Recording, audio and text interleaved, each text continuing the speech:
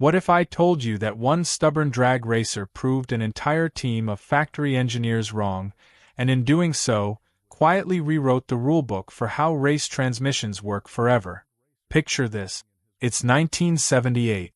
The grandstands are buzzing, the smell of race fuel hangs thick in the air, and two pro stock cars are staged under the lights. The Christmas tree drops.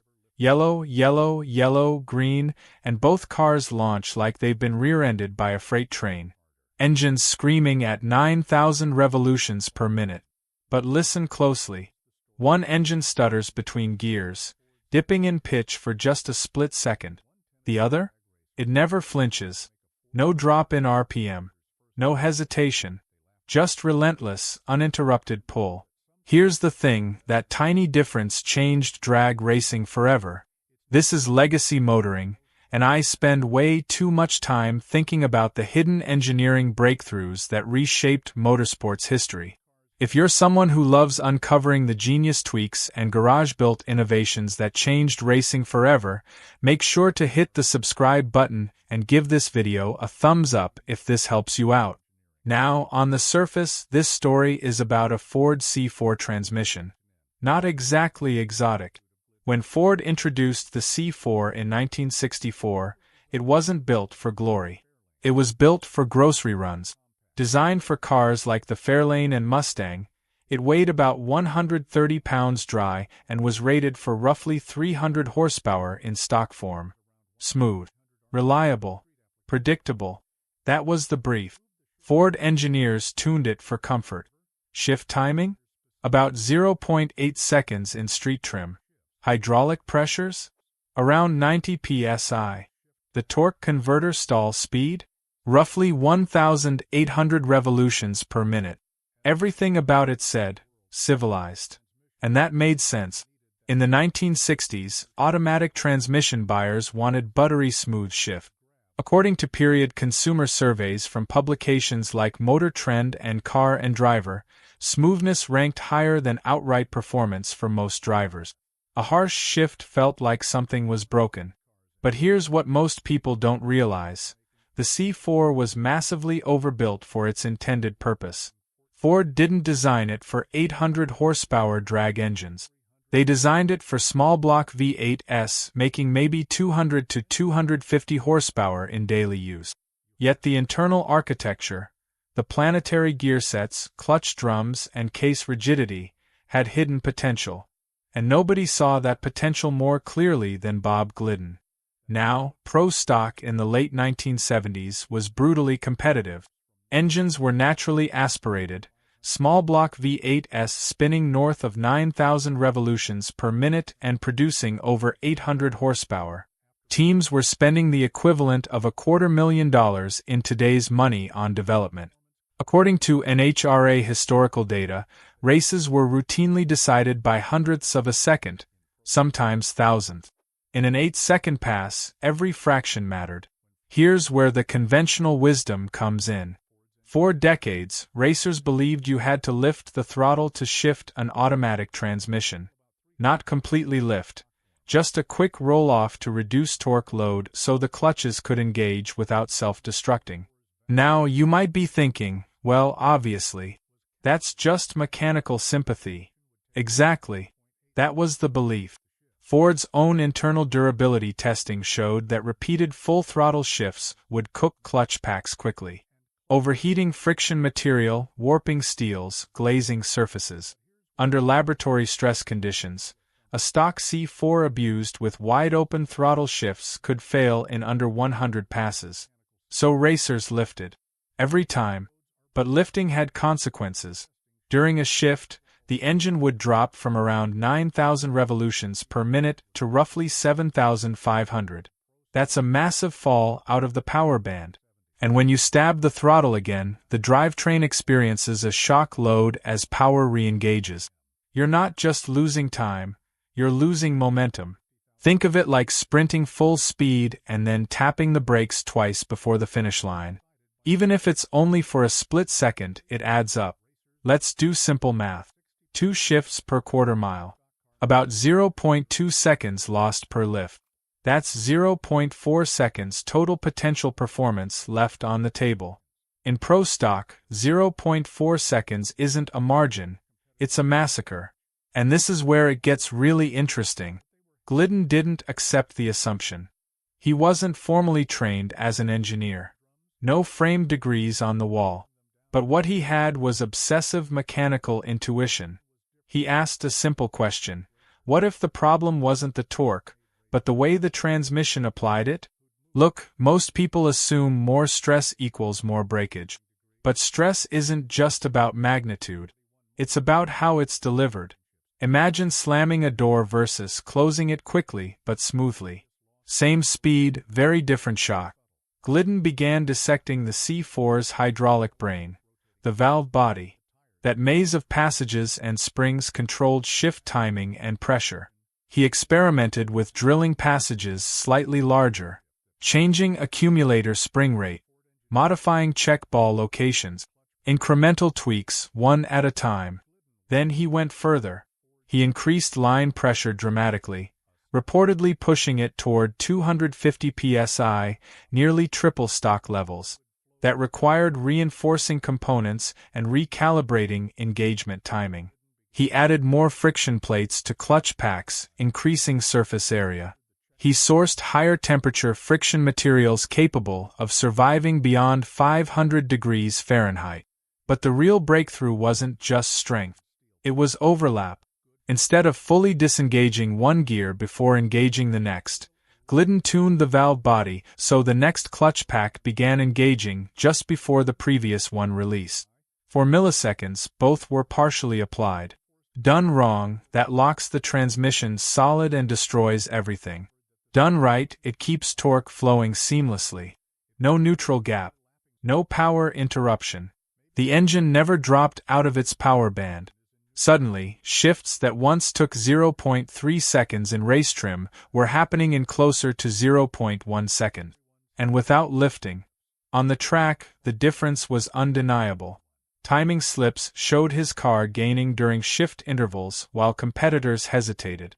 According to NHRA records from the late 70s, Glidden racked up win after win, eventually earning 10 championships and 85 national event victories. But during that pivotal season, it wasn't raw horsepower separating him. Dyno numbers were similar across top teams. The advantage was continuity. Unbroken acceleration. Now, you might be thinking, surely everyone copied it immediately. Not quite. At first, competitors didn't believe it was real. Some assumed it was misinformation. Others thought he was hiding illegal power adders. Tech inspectors tore cars apart looking for nitrous systems or rule violations. They found nothing. Just a C4 transmission doing something it was never supposed to do. Here's the thing, brute force wasn't the magic. Precision was. Once word spread that Glidden was shifting at full throttle, the knee-jerk reaction across the pits was predictable. He's just cranking up line pressure. He's overbuilding the clutches. It'll blow up by Sunday. That's how racers think. More grip equals more pressure. More pressure equals more strength. Simple. Except it wasn't that simple. Because if you only raise hydraulic pressure in a C4 without recalibrating the timing circuits, you don't get a clean shift. You get chaos. The apply pistons slam the clutch packs together instantly. That creates a violent shock load through the input shaft, into the planetary gears, and straight down the drive shaft. It's like dropping the clutch at 9,000 revolutions per minute in a stick car with slick. Something has to give. And according to transmission builders interviewed decades later, that something was usually the intermediate clutch pack or the forward drum. Broken splines, burned steels, warped plates. Glidden understood something subtle. It wasn't about eliminating stress. It was about reshaping it. Think about weightlifting for a second. If you jerk 300 pounds off the ground with bad form, you'll tear something. But if you apply force progressively, keeping everything aligned, you can move the same weight safely. Same load. Different delivery. That's what he was doing inside the valve body. The C4's hydraulic system relies on fluid routing through channels barely wider than a pencil lead. Shift timing is controlled by pressure differentials acting on spool valves and accumulator pistons. These components determine how quickly a clutch applies and how smoothly torque transfers. Glidden began modifying those passages in thousandths of an inch. Not dramatic changes, surgical ones. A slightly enlarged feed circuit here. A restricted exhaust path there. Adjusting accumulator travel to fine-tune how long the clutch pack cushioned engagement. And this is where it gets really interesting. Instead of treating the accumulator as a shock absorber to soften shifts, he treated it like a metronome, controlling exactly how quickly torque ramped up during the overlap window. Too fast? Lockup and breakage. Too slow? RPM flare and lost acceleration. The sweet spot was microscopic. Transmission specialists today talk about clutch-to-clutch synchronization, something now managed electronically in modern automatic. Back then, it was done with springs and drill bit. No laptop. No software. Just mechanical instinct and relentless testing. And testing meant destruction. According to interviews with people who worked around Glidden's shop, he went through dozens of experimental valve bodies. Some lasted a single pass.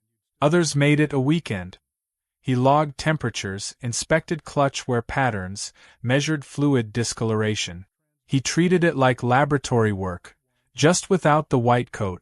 Now, you might be thinking, okay, but how did the hard parts survive? Great question. Because beyond hydraulic tuning, the C4's planetary gearsets had to cope with continuous high load. In stock form, they were never meant to see 1,000-plus pound-feet of torque spikes.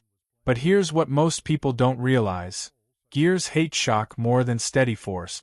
According to drivetrain engineering studies published by SAE International, fatigue failure in gear teeth often results from cyclical shock loading rather than constant torque. Sudden torque spikes create microfractures at the root of the gear tooth. Over time, those fractures propagate, leading to catastrophic failure. Glidden's overlap strategy reduced the spike. By maintaining load continuity, the torque curve through the gear train became smoother, even though peak torque was higher. The result? Parts that theoretically shouldn't survive actually lasted longer than expected. That's the paradox. Conventional throttle lift shifts introduce unload and reload cycles.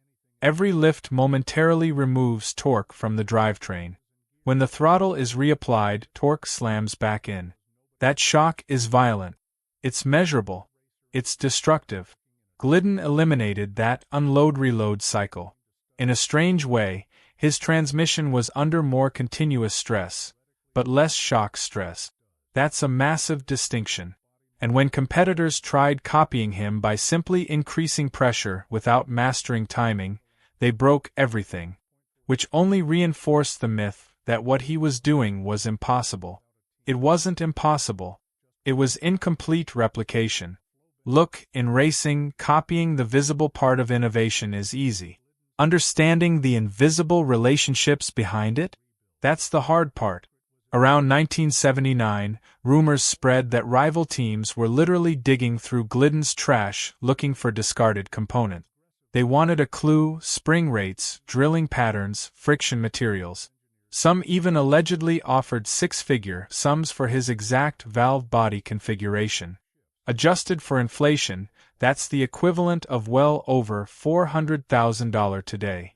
He refused. Because this wasn't just a part. It was a system. And systems are fragile when misunderstood. Meanwhile, NHRA tech officials scrutinized everything. Pro-stock rules mandated stock-appearing cases and factory-based internals. Nothing exotic like a purpose-built racing transmission. But nowhere did the rulebook forbid full throttle shift. Why? Because no one thought they were achievable. That's contrast framing in real life. Everyone engineered around an assumption. Glidden engineered through it. By the 1980 season, his dominance forced the field to adapt. Competitors began consulting transmission specialists. Aftermarket companies like TCI and ATI invested heavily in high-performance automatic.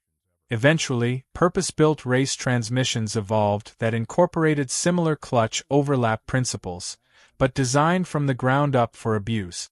In less than 3 years, the impossible became standard practice.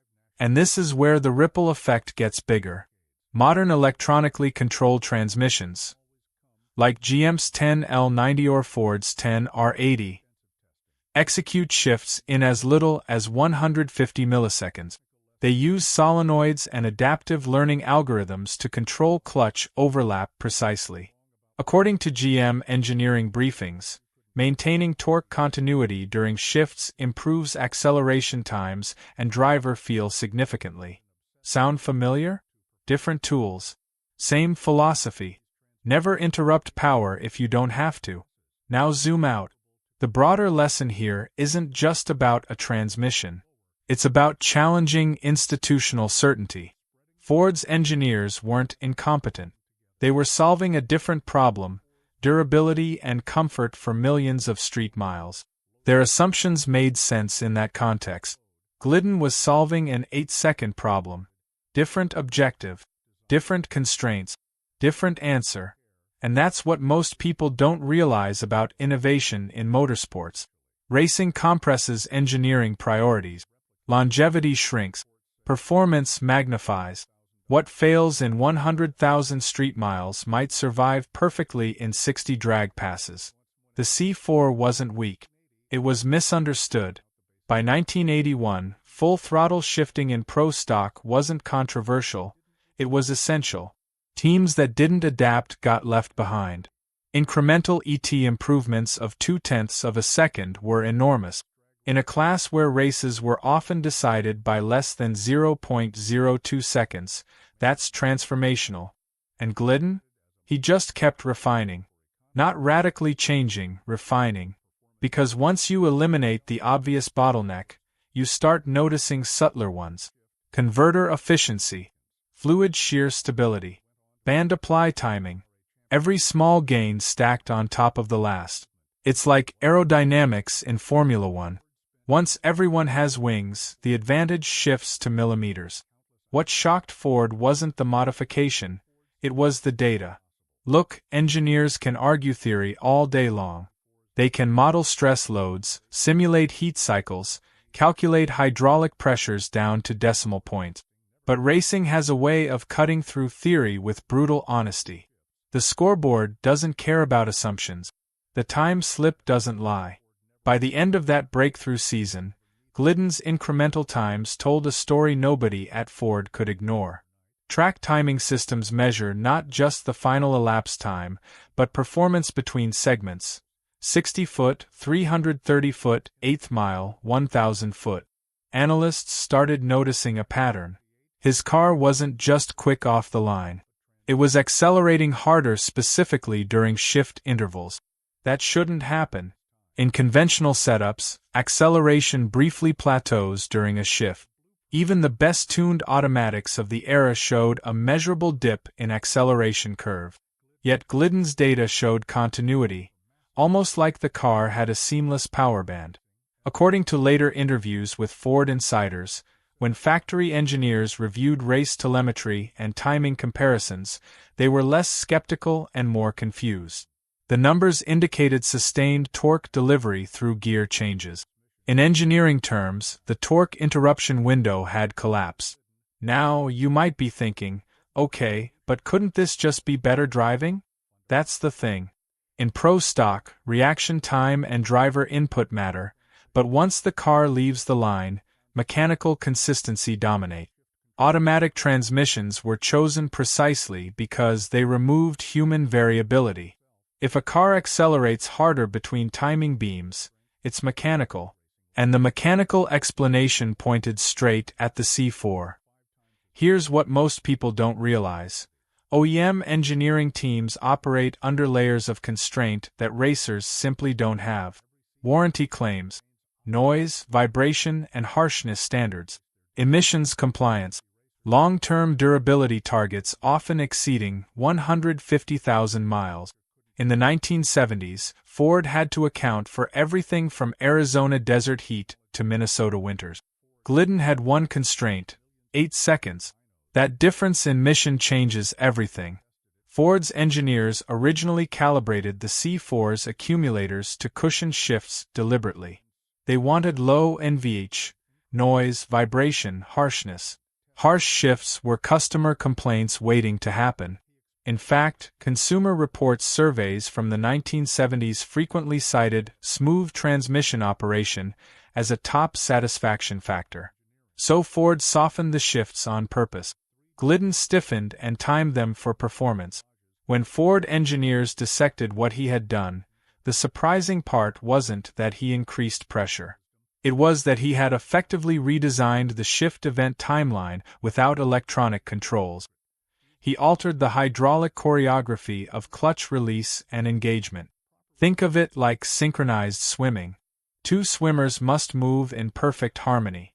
If one is half a second late, the routine collapses.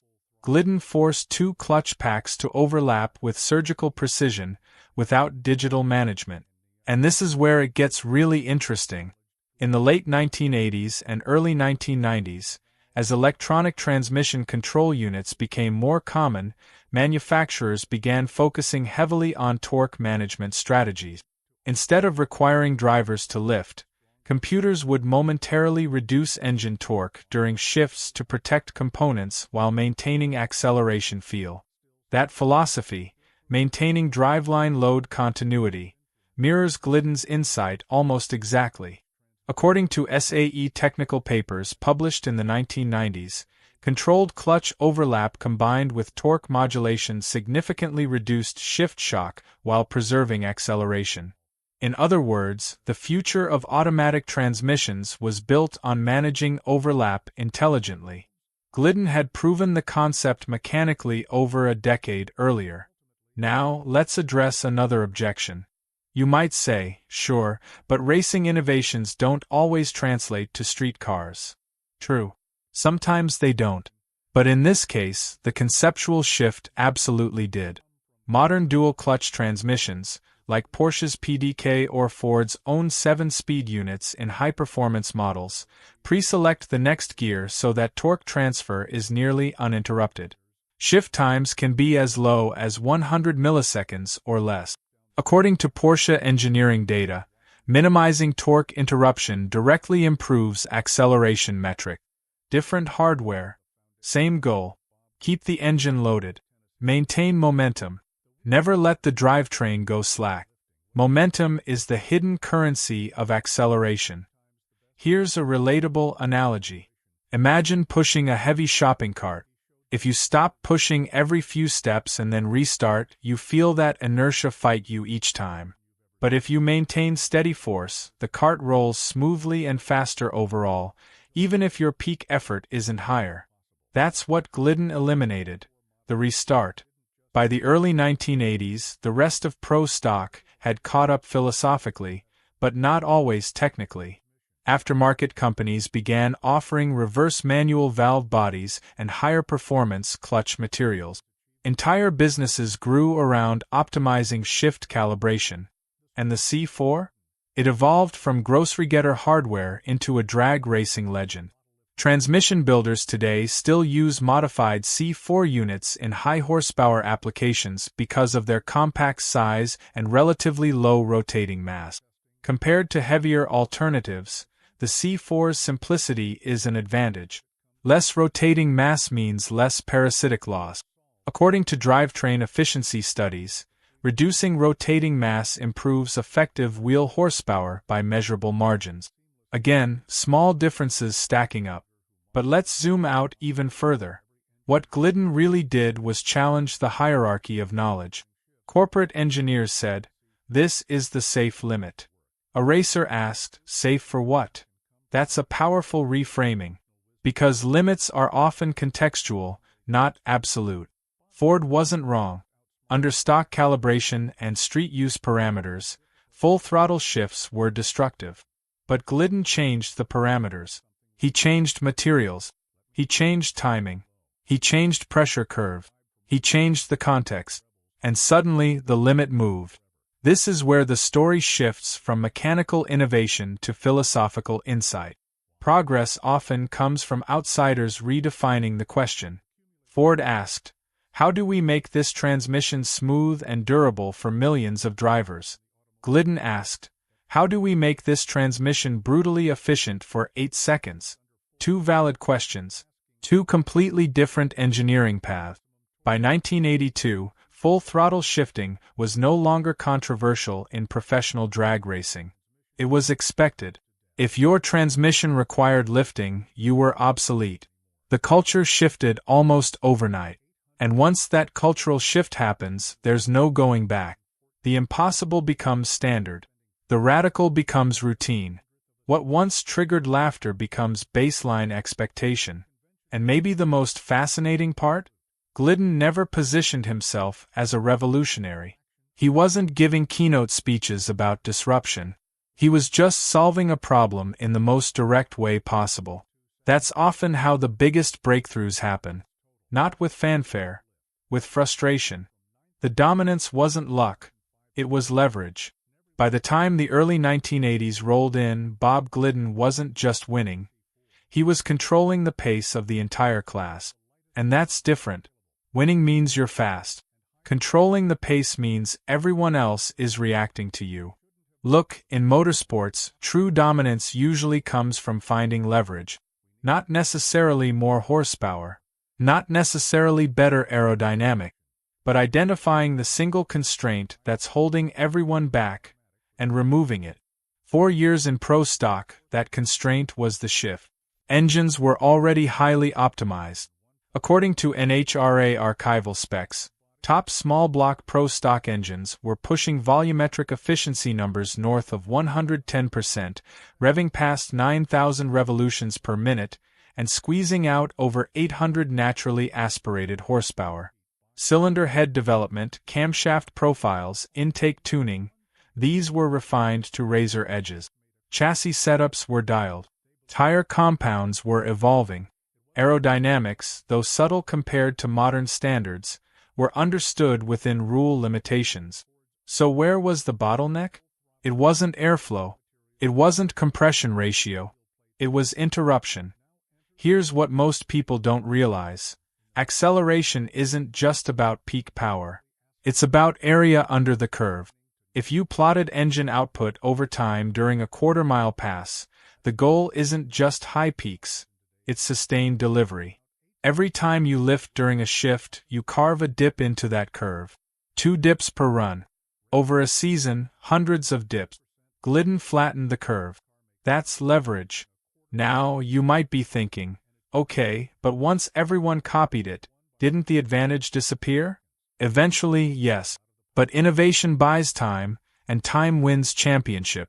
Between 1978 and the early 1980s, Glidden stacked victories while competitors scrambled. He captured multiple NHRA championships during that stretch, building momentum that extended beyond a single mechanical advantage. Success attracts sponsorship. Sponsorship funds development. Development compounds advantage. It's a flywheel effect. And here's where it gets really interesting. Because once full throttle shifting became normalized, it forced parallel innovation elsewhere. When the transmission no longer interrupted power delivery, new weak points emerged. Converters had to handle higher continuous load. Driveshafts needed to manage smoother but sustained torque flow. Rear differentials experienced different stress patterns. Tire technology evolved to cope with uninterrupted acceleration spike. In systems engineering, this is called constraint migration. Remove one bottleneck and another becomes visible. Glidden didn't just change transmissions. He changed the stress map of the entire vehicle. Think of it like upgrading your home internet from 50 megabits per second to gigabit speeds. Suddenly, you realize your Wi-Fi router is the weak link. Then your device. Then your streaming service. Improvement cascades outward. In racing, cascading improvements define eras. By the mid-1980s, aftermarket transmission builders had fully embraced clutch overlap as doctrine. Reverse manual valve bodies became standard in competitive automatic. line pressures increased. Friction materials improved dramatically, incorporating advanced composites capable of withstanding higher temperatures without glazing. According to transmission industry reports from the late 1980s, performance automatic sales surged as bracket racers adopted pro stock-inspired technology. What began in one Tennessee garage filtered down to weekend racers nationwide. And this is where the philosophical layer deepens, because Glidden's story highlights something uncomfortable about institutional thinking. Large organizations optimize for predictability. Individuals can optimize for possibility. Ford engineers had to answer to durability metrics, warranty projections, customer satisfaction surveys. If a design caused premature failures, it wasn't just a technical issue, it was a financial liability. According to automotive industry warranty studies, even a 1% increase in transmission failure rates can cost manufacturers tens of millions of dollars annually. So caution makes sense. But racers operate on a different risk model. If a transmission fails after 60 passes instead of 100, that's acceptable if it wins championships in the meantime. Different incentives create different innovation speeds. Now let's talk about legacy. By the 1990s, automatic transmissions in street performance cars began shifting faster and firmer from the factory. Electronically controlled valve bodies allowed engineers to tailor shift firmness dynamically. Sport modes emerged. Adaptive learning algorithms adjusted shift timing based on driver behavior. According to GM technical publications, electronically modulated clutch overlap improved both performance feel and driveline longevity when properly calibrated. That phrase, clutch overlap, became engineering's standard language. It wasn't fringe anymore. And if you trace that philosophy backward through racing development, you land squarely in the late 1970s with a C4 that refused to lift.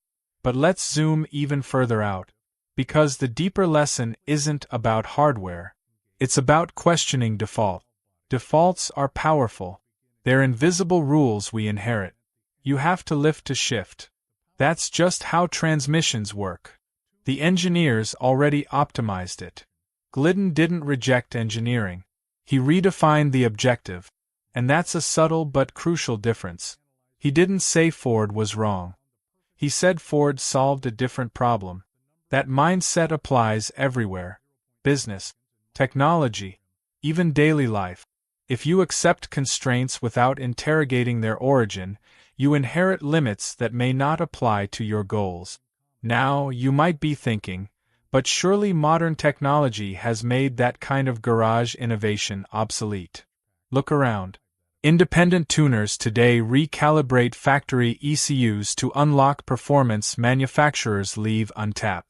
EV builders modify battery management systems for higher output.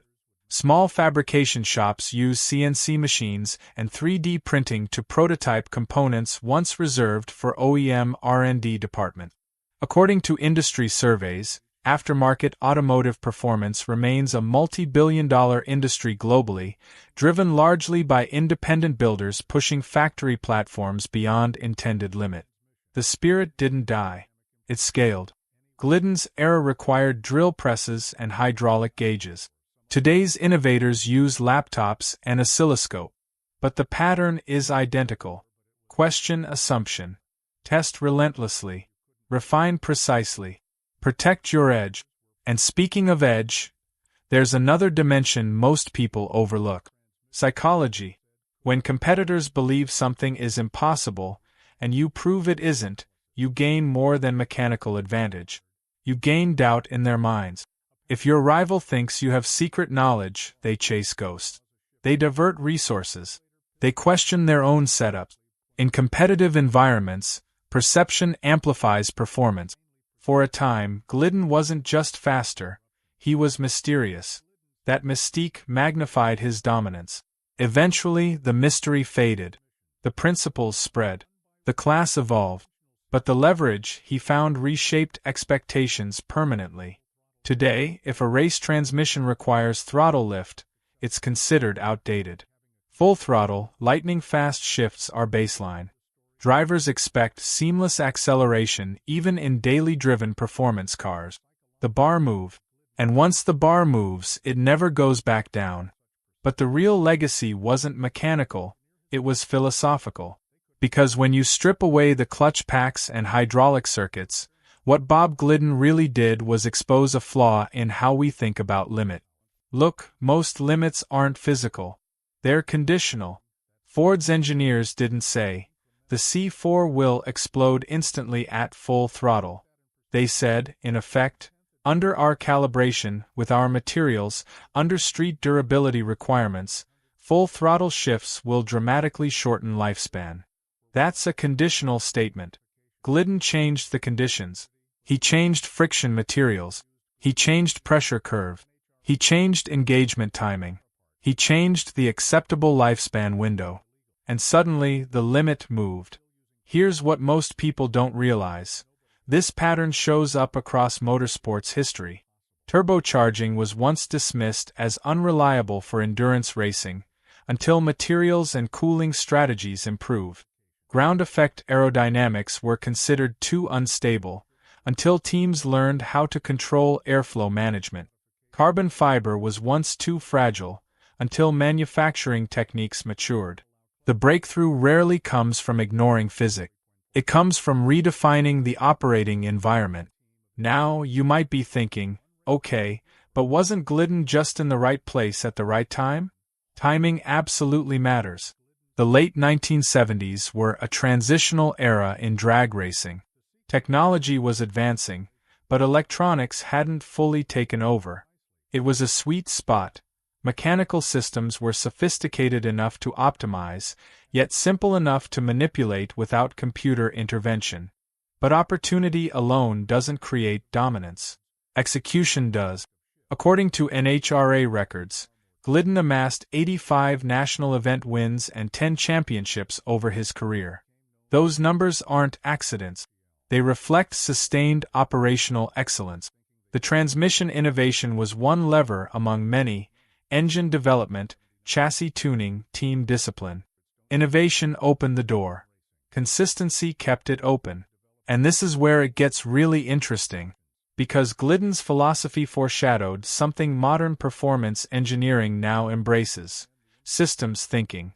In older mechanical design approaches, components were often treated in isolation. Improve the engine, improve the transmission, improve the suspension. But Glidden implicitly understood that the transmission wasn't just a gearbox. It was part of the acceleration ecosystem. By eliminating throttle lift, he didn't just speed up shift. He altered engine load behavior, torque converter dynamics, tire traction patterns, and chassis weight transfer characteristics.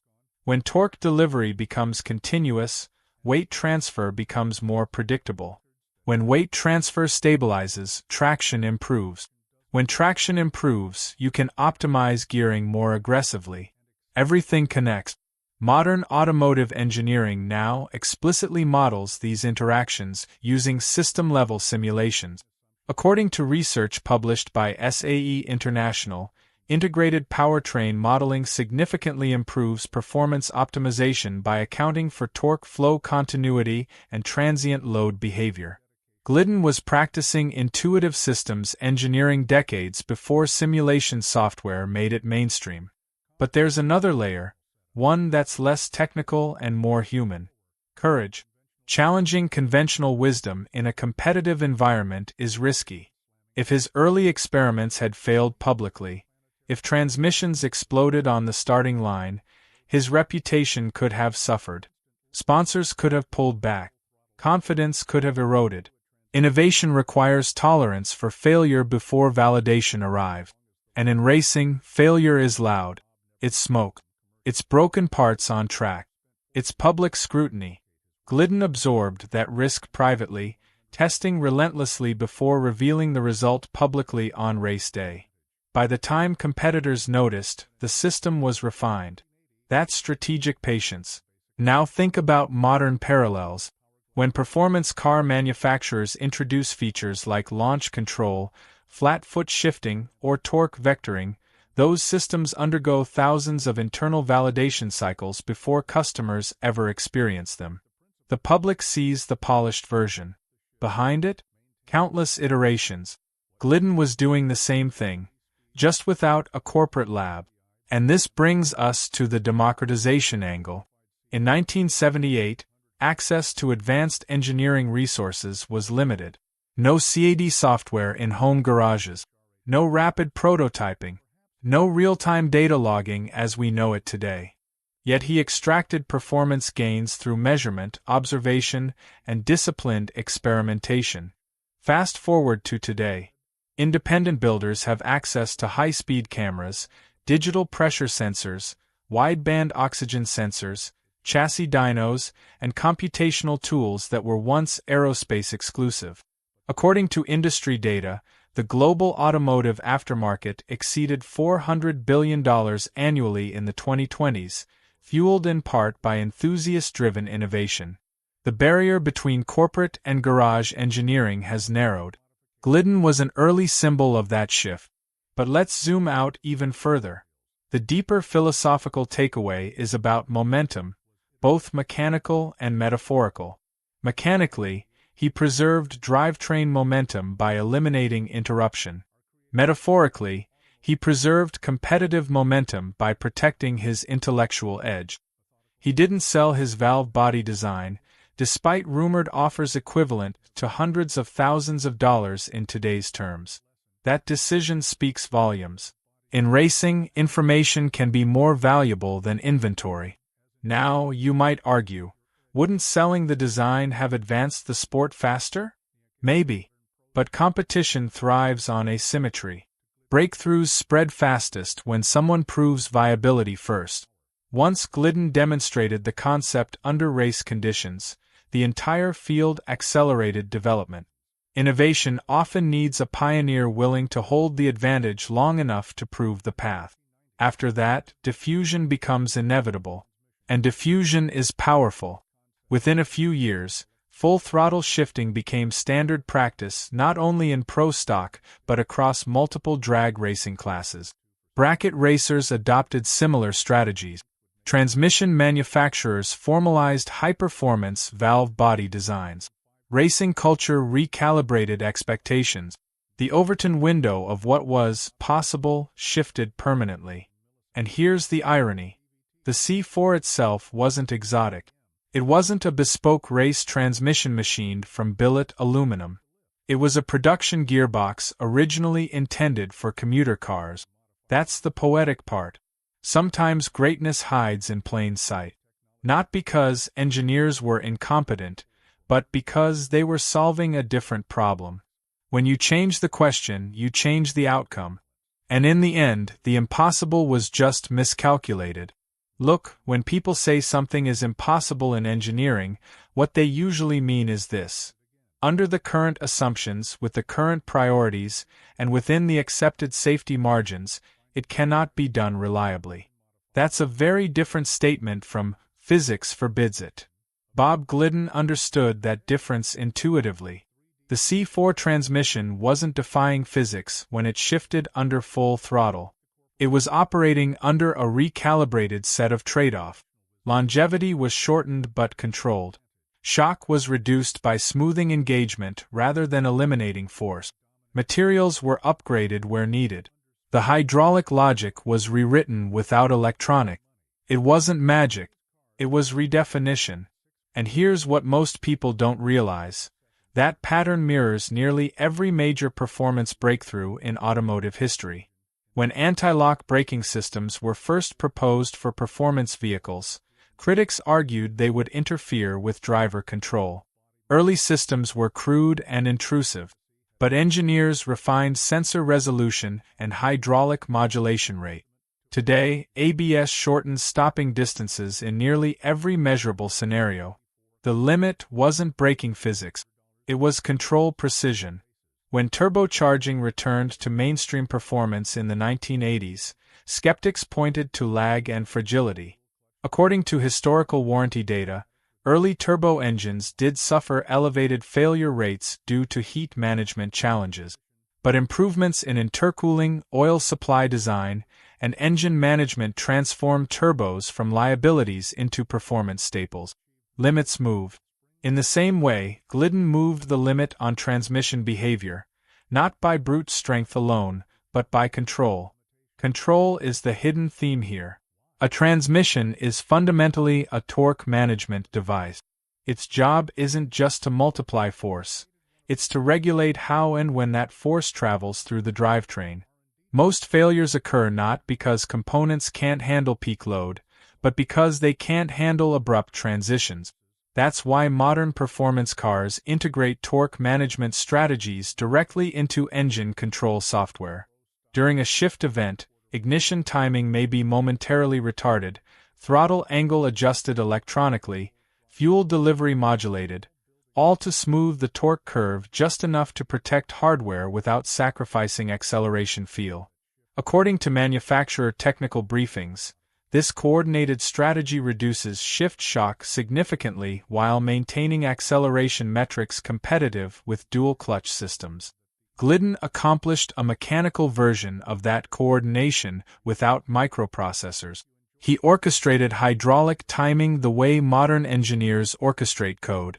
Now, you might be thinking, okay, but does any of this really matter outside drag racing? Absolutely. Because the philosophy behind it, challenge defaults, redefine constraints, optimize systems rather than components, applies everywhere mechanical performance matters. Take electric vehicles as an example. The Tesla Model S Plaid uses a single-speed transmission. No gear changes at all. Continuous torque delivery from 0 RPM to high speed. That eliminates shift interruption entirely.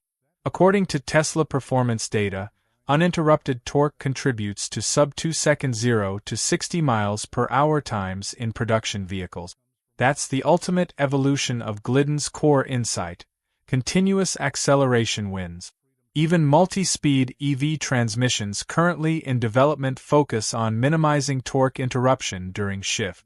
The industry's obsession with seamless power delivery is no accident. It's physics meeting philosophy. Momentum preserved is performance gained. And let's not forget the human element. Innovation stories often get romanticized, but they're usually gritty in reality. Imagine the frustration of pulling apart transmission after transmission. Burned clutches, warped steels, fluid contaminated with friction material, hours lost, money spent, doubt creeping in. Now imagine sticking with it anyway. That persistence is the part statistics can't measure. We can cite NHRA championship totals. We can reference SAE papers on torque continuity. We can analyze incremental time slip. But the deeper driver is mindset. Glidden didn't accept, "That's how it's always been done," as a sufficient answer. He asked why. And then he asked what if. Those two questions are dangerous in the best possible way. Because once you start asking them consistently, institutional assumptions start looking less like laws and more like habit. Here's a relatable analogy. Think about running shoes. For decades, marathoners believed cushioning was the primary path to comfort and speed. Then companies began experimenting with carbon fiber plates and energy return foams. At first, it sounded gimmicky, but race data showed measurable time reductions. According to World Athletic Statistics, marathon world records dropped dramatically during the late 2010s as shoe technology evolved. Same athlete physiology, same race distance, different energy transfer strategy. That's what Glidden did. He improved energy transfer strategy inside a transmission. And once that strategy proved superior, the sport recalibrated. By the late 1980s and early 1990s, no serious pro stock team would willingly revert to throttle lift shift. It would be unthinkable. The baseline expectation had shifted permanently. That's legacy. Not just a trophy case, a new standard. And there's one more subtle layer to this story that deserves attention. Humility in engineering. Ford eventually studied and acknowledged the effectiveness of full throttle shift principles in performance contexts. That willingness to learn from a racer speaks to an important truth. Innovation doesn't have a fixed address. It doesn't only live in corporate research centers. It doesn't only live in race shops. It moves wherever curiosity and discipline intersect. Today, high-performance transmission builders openly discuss clutch overlap tuning, line pressure calibration, and friction material selection with scientific rigor. Data acquisition tools measure shift duration in milliseconds. Engineers analyze torque curves with software unimaginable in 1978. Yet the foundational insight remains beautifully simple. Don't interrupt power unnecessarily. Maintain load. Preserve momentum. And question assumptions. If there's a single takeaway from Bob Glidden's weird C4 modification, it's this. Limits are often invitations disguised as warnings. Sometimes they're real and immovable. But sometimes they're just placeholders, markers set by a previous objective. Change the objective, and you might change the limit. So the next time someone tells you something can't be done, because it's always been done a certain way, remember a Tennessee racer in a modest garage who looked at a grocery getter transmission and saw untapped potential. He didn't outsmart physics, he outsmarted complacency. And in doing so, he didn't just win races. He rewrote expectations. It's late 1964, and a guy in a white shirt with an unlit cigar clamped between his teeth is standing in his shop in the San Fernando Valley, staring at a brand new factory Dodge race car, and thinking about how to make it faster. Not faster in any normal tuning sense. He's thinking about picking up the entire front axle and moving it forward 6 inches and doing the same thing to the rear axle and basically turning this factory drag car into something that has never existed before. And here's the thing, he's not some wild-eyed hot rodder just winging it. He's a mechanical engineer who has been building engines since he was a teenager, and he has a very specific reason why doing this to the car will work. Chrysler is about to build their own version of this same concept, and when those cars start showing up at drag strips across the country in 1965, the whole sport is going to go sideways in the best possible way. That guy is Dick Landy. And if you know anything about Mopar drag racing history, you know the name, but you might not fully know the story. Not just the racing part, but the whole thing. Because Landy wasn't just a driver. He was one of the chief experimenters in Chrysler's entire drag racing program. He was the guy who helped figure out what the 426 Hemi could actually do before almost anyone else got their hands on one. He was one of 4 people who basically invented the pro stock class. He ran a nationwide teaching program for Dodge dealers that laid the foundation for what eventually became Mopar performance parts. He did all of this simultaneously across about 2 decades, and he did it while also winning races and while also building and running his own engine shop in Northridge, California, and while never, not once, putting down that cigar. This is legacy motoring, and I spend way too much time thinking about the engineers and racers who shaped drag racing from the inside out. If you're someone who loves Mopar history, factory drag racing, and the people who built the sport from a dirt parking lot into a global phenomenon, make sure to hit the subscribe button and give this video a thumbs up if this helps you out. So let's get into it. Dick Landy was born in March of 1937 and grew up in the San Fernando Valley, which in the 1950s was becoming one of the undeniable centers of Southern California car culture.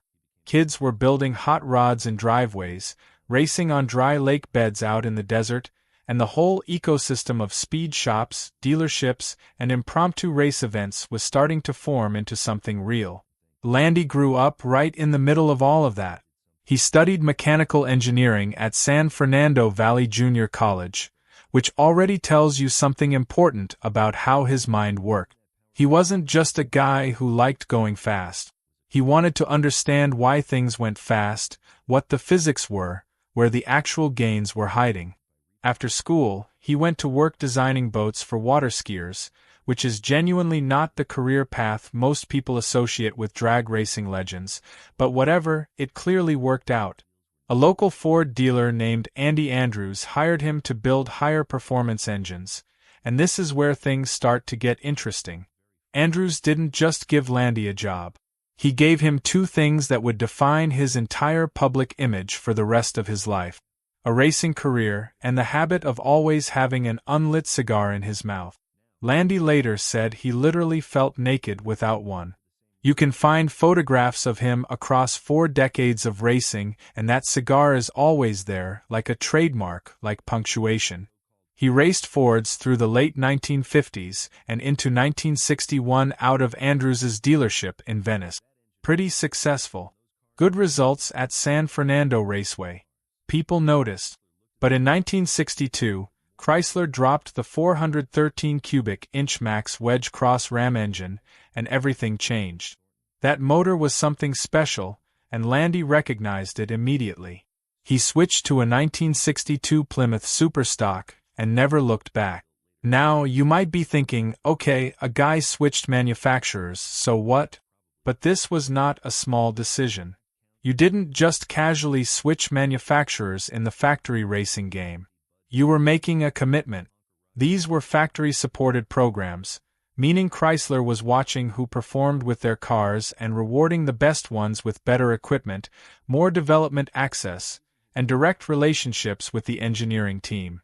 You declared a side and you stayed on it. Landy made the commitment and it stuck for the rest of his life. His results in the Plymouth were good enough that Chrysler's racing director, Ronnie Householder, took notice. Householder ran the whole Chrysler Motorsports operation at the time, covering NASCAR, USAC, and drag racing simultaneously, which is an absolutely wild amount of responsibility for one person, and he had a very good eye for talent. Landy got factory support as early as 1962, and by 1963, he had moved up to running aluminum front-end cars, which were the serious factory weapons of that era. Chrysler was stripping weight everywhere they could, replacing steel body panels with aluminum, pulling out sound deadening, yanking anything that didn't contribute directly to going fast. These were not street cars with a few bolt-ons. These were purpose-built weapons wearing production car bodies. Here's what most people don't realize about that period. The line between a race car and a production car was getting blurrier by the month, and nobody quite knew where the boundary was supposed to be. The factories were pushing harder, the sanctioning bodies were scrambling to write rules fast enough to keep up, and the drivers who were willing to experiment at the edges of what was allowed were the ones who ended up defining what came next. Landy was absolutely one of those people. So, in 1964, Chrysler released the 426 race Hemi. Look, you've probably heard this engine described in superlatives before, and I'm going to do it again because the superlatives are genuinely earned. Hemispherical combustion chambers, massive intake and exhaust ports, dual 4-barrel carburetors on a cross-ram intake. The thing made well over 400 horsepower in its mildest street tune and considerably more in race configuration. It was also enormous and heavy, but nobody cared about that part because of what it could do on a drag strip. The combustion chamber design was not a new idea. Chrysler had been using Hemi heads since the early 1950s. But this version, this 426, was engineered specifically and almost exclusively for competition. It was not a street engine pretending to be a race engine. It was a race engine that Chrysler happened to also offer for street use if you filled out the right paperwork and convinced a dealer to sell you one. Landy received one of the very first 1964 Dodge 332-door sedans equipped with this engine, the A864 option code car, one of the earliest factory Hemi race cars ever built. And on June 12, 1964, he took it to Riverside and won the MP class. According to the Museum of American Speed, that was the first factory 426 Hemi car to win a sanctioned drag race. Let that sit for a second. The very first sanctioned drag race victory for the most famous drag racing engine in American history. That's Landy's car, Landy's win. Then in July, he set the track record at Lyons Dragstrip with an 11.14-second pass. By November, he became the first stock class car to break 130 miles per hour in the quarter mile at San Fernando. In 6 months, he had taken a brand new engine and pushed it to records that nobody had reached before. This is where it gets really interesting, because late in 1964, Landy started thinking about something that wasn't about the engine at all. He started thinking about traction. The Hemi made incredible power, but getting that power to the ground on the bias ply tires of that era was a constant, grinding problem. Those tires were nothing like what racers have today. They were narrow, they had relatively little grip compared to modern compounds, and they were completely unforgiving when you asked them to manage 400-plus horsepower launching from a dead stop. The rear tires would break loose almost immediately, and all that power would just spin away into heat and noise instead of forward motion. The solution that kept nagging at Landy was weight transfer. Here's the basic physics of it. When a car accelerates hard, the weight shifts toward the rear of the car. That increased weight on the rear tires pushes them harder into the ground, which means more grip, which means more of the engine's power actually moves the car forward instead of spinning the tires. The harder you accelerate, the more the weight shifts, the more grip you potentially have. The trick is that the weight has to be in the right place to begin with, and the car's geometry has to allow that transfer to happen effectively. What Landy realized was that if you physically reposition the axles under the body, moving the front axle forward and the rear axle also forward, you would change where the car's weight sat relative to the tires. The body stayed in the same position. The wheels underneath it did not. The result was a car that looked roughly like a stock Dodge from the outside, but had dramatically different weight distribution and dramatically better weight transfer at launch. The tricky part was the rulebook. The body had to stay basically stock, looking to run in the super stock classes, but the axle positions weren't specifically regulated. And Landy, being a mechanical engineer who had spent years understanding exactly where the rules said what they said, recognized that gap immediately. So he went and sourced the front suspension components from a Dodge A100 van, which used a solid axle setup, and installed them under his Dodge 330, moving the front wheels forward about 6 inches. Then he moved the rear axle forward about 8 inches. The body stayed the same. The wheelbase between the axles changed dramatically, and the whole thing looked a little bit wrong when you stepped back and looked at it, because the wheels were no longer in the positions they were supposed to be. Goofy is the word people used at the time. Kind of funny, actually. And there's your origin story for an entire class of race cars. This self-converted car is widely considered one of the very first what would eventually be called funny cars, and Landy built it independently before Chrysler had even finalized their own factory-altered wheelbase program. He was about 3 months ahead of the factory. That tells you something important about how his mind worked. He wasn't waiting for permission or direction. He saw a problem, understood the physics, found the gap in the rules, and built the solution himself. Now, Chrysler was developing the same concept at the same time for the same reason, and their thinking was directly tied to what Ford was doing. Ford was planning to put their new single overhead cam 427 engine, the so-called Cammer, into lightweight Mustangs and Comets for the 1965 A/FX season. That engine was powerful, and those cars were lighter than Chrysler's bigger B-body cars. Chrysler looked at the situation and realized that simply making more power wasn't necessarily the answer. Traction was the answer. Chrysler chassis engineer Jim Thornton, who was one of the founding members of the Ram Chargers team, recognized that the tire technology of the mid-1960s simply could not put a Hemi's full power to the ground effectively. Moving weight rearward was the most practical solution available with the technology of the time. Landy put it well later.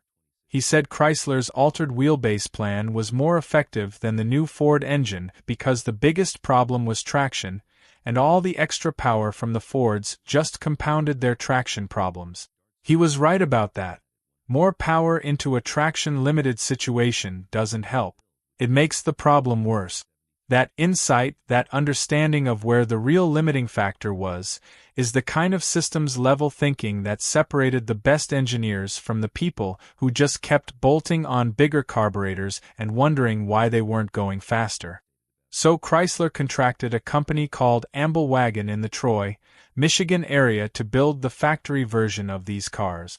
Amblewagon normally converted ambulances and funeral coaches, which is a very specific skill set that apparently transfers surprisingly well to building race car bodies. You need precision metalwork, you need to understand how to modify a production chassis without compromising its structural integrity, and you need to work fast because nobody in this business was patient. They built approximately 12 cars total, give or take, depending on which source you believe. Dodge Garage, which is the official Stellantis heritage platform, says 6 Dodges and 6 Plymouth. Street Muscle magazine says 5 and 5. There was apparently at least one additional car built later for Bill Flynn by Dick Branstner. So the total factory-supported production was probably around 13. The exact count has never been definitively nailed down, and honestly, given how informal some of this development was, it probably never will be. The Dodge cars went to Dick Landy, Bud Fauble who raced as Honker, Roger Lindemood who raced as Color Me Gone, Dave Strickler who was Old Reliable, Bobby Harrop, and Bill Flynn. The Plymouth cars went to Ronnie Sox and Buddy Martin, Butch Lee Smith, Al Ekstrand, and a few others. These were the best Mopar racers in the country, and Chrysler gave them the most radical factory drag cars ever built at that point. Here's what most people don't realize about this list. These weren't just names on a roster. Each of these drivers had a specific relationship with Chrysler's engineering team. They weren't passive recipients of cars that showed up at their door. They were active participants in the development process, providing feedback, requesting specific modifications, and in Landy's case, often initiating the experiments himself. Landy's car was a 1965 Dodge Coronet 2-door hardtop. The front wheels moved forward 10 inches. The rear axle moved forward 15 inches. The effective wheelbase dropped to about 110 inches from the standard 117, which is roughly a 5.5% alteration. The steel body was acid-dipped at a company called Automation Industries in Southern California to chemically thin the metal and reduce weight. This process is called chemical milling. You submerge the body panels in a bath of concentrated acid, and the acid eats away at the metal uniformly, making it thinner and lighter without compromising its shape. Done correctly, you can remove significant weight from body panels while keeping them structurally usable. Done incorrectly, you end up with body panels that continue deteriorating long after the acid bath is over, because if the neutralization process isn't thorough, the chemical reaction keeps going. Fiberglass panels replaced the fenders, hood, doors, instrument panel, and deck lid. The windshield was laminated. The side and rear windows were blue-tinted plexiglass with drilled ventilation holes. The front K-member was stainless steel, weighing 25 pounds less than standard. Here's a story Landy told about the acid dipping process that I absolutely love. The first body they ran through the chemical milling during daytime sent up a massive yellowish-red cloud of ferrous oxide that alarmed residents for blocks around the facility. People were calling the fire department, wondering what was happening. After that, they did all the remaining bodies at night. You can picture a bunch of guys standing around a vat of acid in the dark at 3 in the morning, trying not to inhale whatever was coming off those car bodies, making sure the neighbors didn't notice. Welcome to 1965 Motorsports engineering. Nobody was filling out environmental impact assessment. They were just trying to make the cars lighter and faster before the season started. Landy personally supervised the entire process and made one specific decision that mattered enormously in the long run. He kept his body in the acid longer than the others and then ran it through an extra neutralization step using baking soda. That extra care is the reason his car held together through a full season of hard racing, while most of the other altered wheelbase bodies ended up deteriorating badly from incomplete neutralization. The acid just kept working on them, weakening the metal over time. Only about 5 of the original factory-altered wheelbase cars survived to the present day. Landy's car survived because he took the extra step. He thought about what would happen after the acid bath, not just during it, and that longer view made all the difference. The engine in the car was a 426 race Hemi, and the induction setup evolved dramatically across the 1965 season. It started with dual 4-barrel carburetors on a magnesium cross-ram intake. Then Landy switched to Hilborn mechanical fuel injection, which were actually listed with Mopar part numbers, so everything was technically factory approved and legal under the rules. Then they started running nitromethane mixed into the fuel.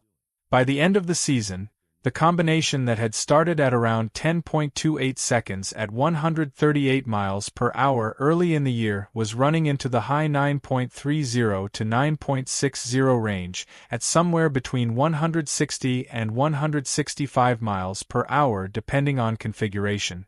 Different sources give slightly different peak times, but all of them are in that neighborhood, and all of them are remarkable for a car that still had stock-looking bodywork attached to it.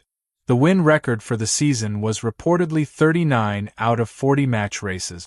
One source says 38 of 40. Either way, that is a dominant season by any honest measure. NHRA officials saw these cars and basically had a moment of institutional panic. The sanctioning body was not prepared for what Chrysler had built. The altered wheelbase cars didn't fit neatly into any existing category, they pushed the limits of what superstock was supposed to mean, and they were clearly only going to get more extreme if nobody drew a line somewhere. So NHRA quickly imposed a 2% wheelbase alteration limit for the A/FX class. The Chrysler altered wheelbase cars had altered their wheelbase by about 5.5%. Done. Those cars were effectively banned from NHRA competition overnight. The NHRA was more accommodating and continued to run them in their ultra stock and factory experimentals categories. That 2% wheelbase rule became a foundational element of stock-based drag racing regulations that persisted for decades. And the cars that triggered the rule are now recognized as the origin point of the funny car class. The term funny car wasn't formalized yet when all of this was happening. Multiple people were experimenting with similar concepts simultaneously, and the history of exactly who did what first is genuinely contested, which is true of most important inventions. But the Chrysler altered wheelbase cars from 1965 are consistently credited as the moment when factory drag racing crossed from modified production cars into purpose-built racing machines. Even if the line between those categories was blurry at the time, everybody standing at a drag strip in 1965 could see that something had fundamentally changed. These cars looked vaguely like Dodges and Plymouth, but they weren't. Not really. And everyone knew it. By 1966, Landy was pushing even further into territory that had no clear name yet. He built what he called a long-nosed Dodge Dart, which was really more of a purpose-built race car with a Dart body draped over it. Square tube frame rails. Engine set back significantly in the chassis. Hilborn fuel injection on the Hemi. The whole thing weighed roughly 1,700 pounds, which is barely more than some motorcycles. Eventually they added a supercharger to the combination, and the resulting car cracked the 180 mile/hour barrier with a best run of 8.22 seconds at 188 miles per hour. That number in 1966 in a car that still had Dodge Dart written on the side of it was absolutely absurd.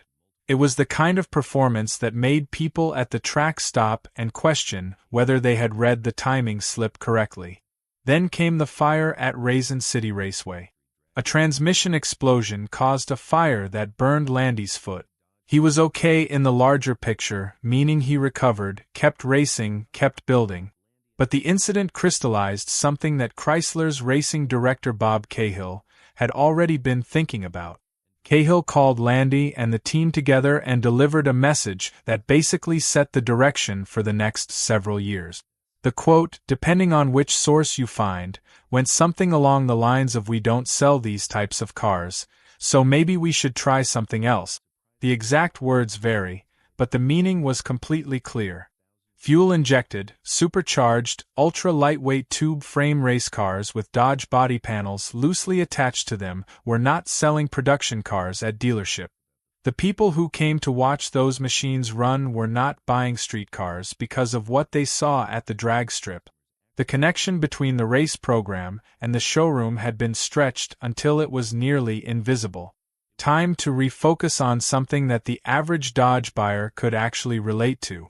Now, you might be thinking that sounds like a step backward, like Chrysler was pulling Landy back from the cutting edge and pointing him toward something less interesting.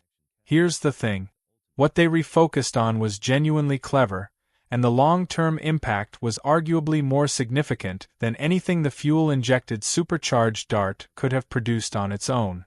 Bob Cahill came up with the idea for a nationwide Dodge Performance Clinic program beginning in 1967. The concept was to take Landy and a race car directly to Dodge dealerships across the country, where he would conduct live seminars on engine tuning, racing history, and driving technique for enthusiasts and dealers. Chrysler even sent Landy through speech and public relations training to prepare him for the role. The guy who had been running fuel-injected race cars on nitromethane was now getting media coaching to talk to dealership customers about their street Hemis. Look, here's what makes this actually fascinating from a business history standpoint. Landy was surprisingly good at it. He had genuine credibility because he had actually built and raced these cars. He wasn't a hired spokesman reading off a card. He was the person who had moved the front axle forward 6 inches on his own initiative and won races with the result. When he talked about what the 426 Hemi could do, he knew from direct personal experience, and audiences could feel that difference. He estimated he reached as many as 75,000 racing enthusiasts per year across 4 years of the program. Think about the scale of that. 75,000 people per year, in person, at Dodge dealerships, hearing a genuine factory racer talk about performance, about what these engines could do, about what parts they needed. Every one of those people who came out to a dealership to hear Dick Landy talk was a potential buyer of Mopar performance parts. And here's what most people don't realize about this program. The information Landy gathered from those clinics, the questions people asked, the parts they wanted, the problems they were trying to solve on their street cars, all of that fed directly back into Chrysler's product planning. It was essentially a nationwide market research program operating in plain sight, disguised as a racing promotion. The data from those clinics became foundational to Chrysler's Hustle Stuff Performance Parts program in 1969, which was the direct predecessor to the Direct Connection catalog, which is ultimately what became Mopar Performance. So Landy didn't just race for Dodge. He built the feedback loop between the racetrack and the showroom that made the whole performance parts business viable. That contribution doesn't show up in a win column anywhere, but it shaped what Mopar Performance was for decades afterward. On the track during this period, he wasn't exactly standing still. He ran multiple cars simultaneously in different classes, which was typical for the top factory drivers of that era. You had to be versatile because the different classes rewarded different things, and you wanted to be competitive wherever you showed up. A 1967 Coronet in SS/B class. A 440 Coronet R/T. Then in 1968, he became one of the first drivers to receive one of the legendary L023 Hemi Darts, those factory-built lightweight superstockers with the aluminum panels and over 500 horsepower jammed into a compact car body. He also campaigned a 1968 Dodge Charger R/T with the A990 Race Hemi, aluminum heads, magnesium cross-ram intake, and fiberglass body panels, weighing around 3,400 pounds, which for a full-size Charger is remarkably light. His brother Mike Landy was recruited to drive a team car, keeping things in the family. The results verified the cars were working. 1968, NHRA Winter National Street Eliminator, won it in the Charger. 1968, NHRA Winter National Street Class, running 10.49 at 133.25 miles per hour. 1969 NHRA Winter Nationals Modified Altered Eliminator, won that one too. 3 consecutive NHRA national event wins in 3 different classes over 3 years is verified, and it is genuinely impressive, because each of those classes required different cars, different setups, and different competitive strategies. Now we get to 1969 and one of the most consequential conversations in drag racing history. Dick Landy got together with Ronnie Sox, Bill Jenkins, and Don Nicholson, and they went to NHRA with a proposal. Create a new class for stock-bodied cars with big engines, running heads-up with no handicap and no breakout risk. Think about the frustration that was driving this.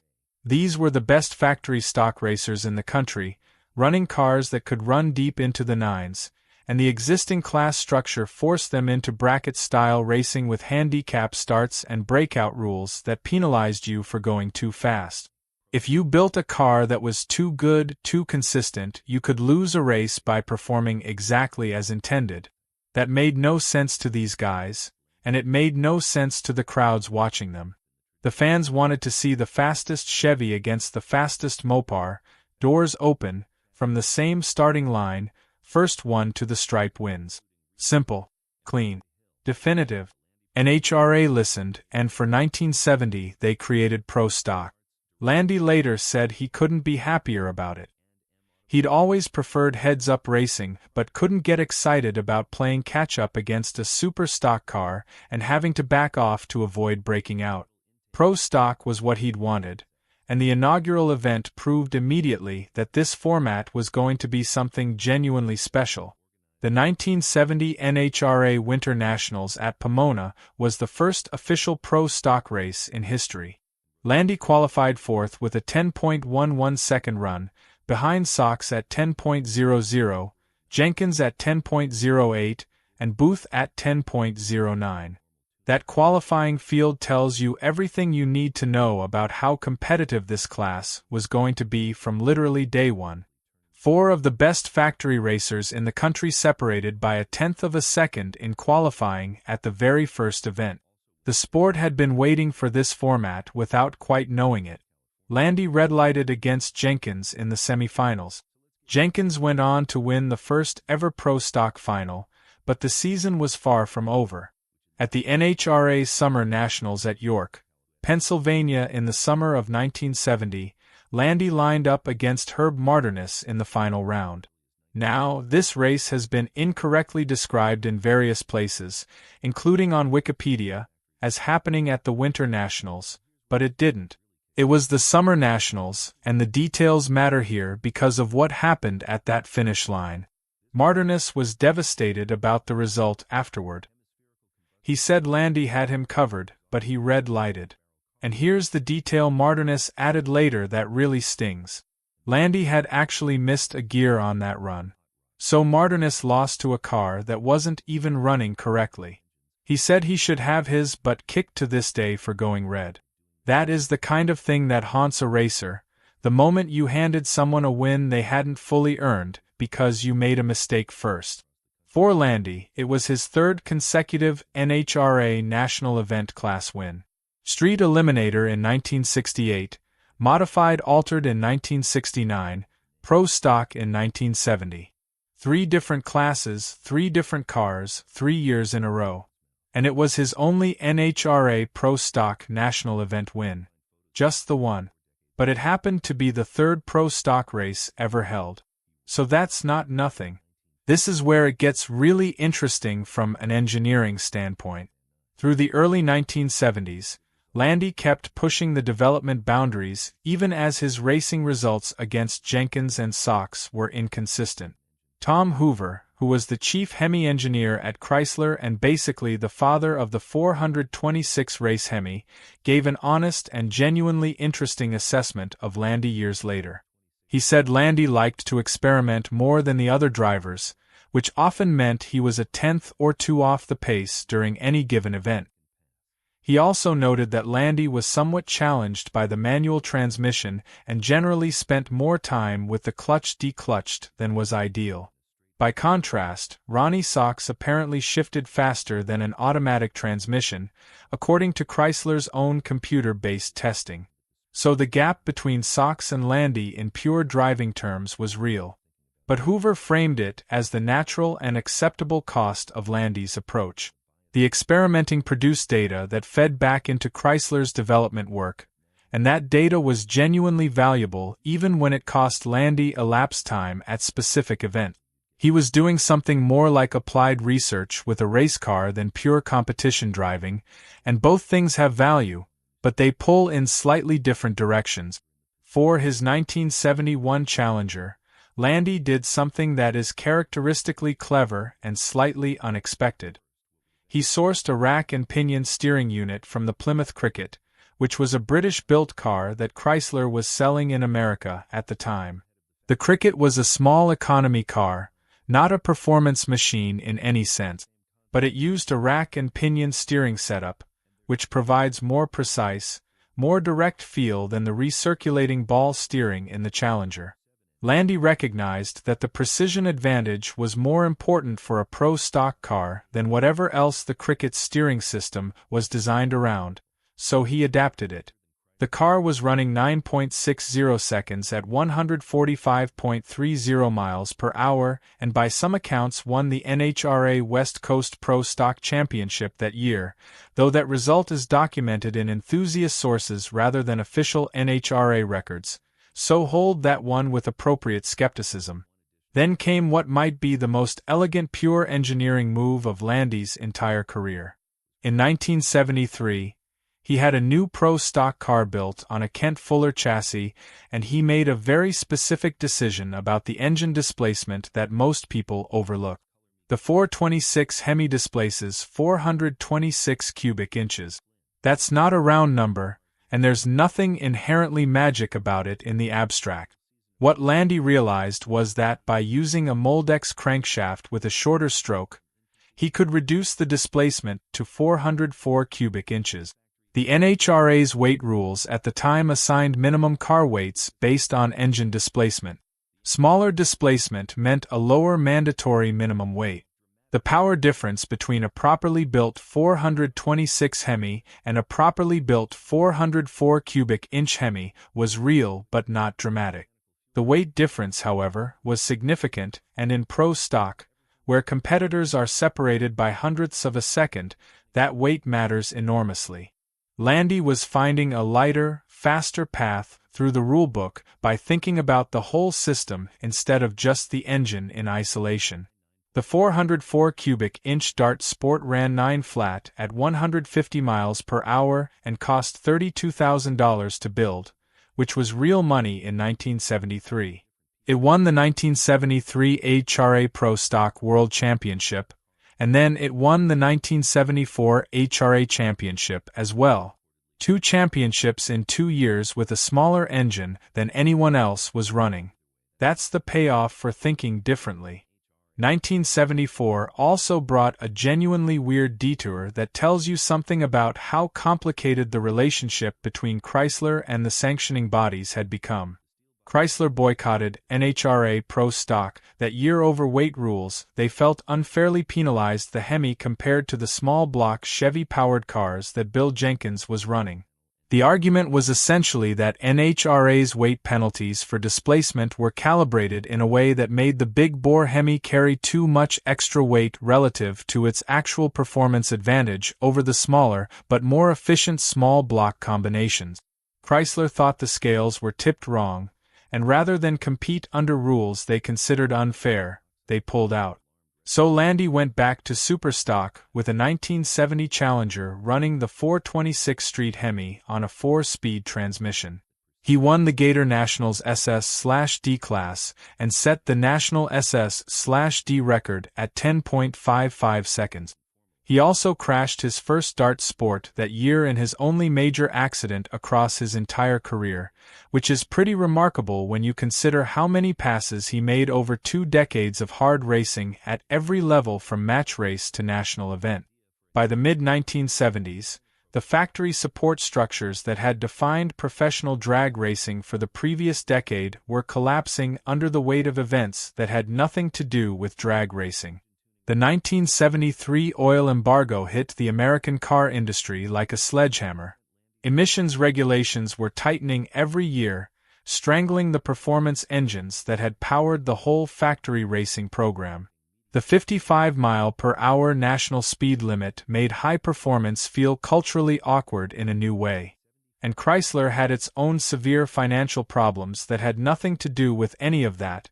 The company was genuinely close to failure in ways that wouldn't be fully public until later in the decade.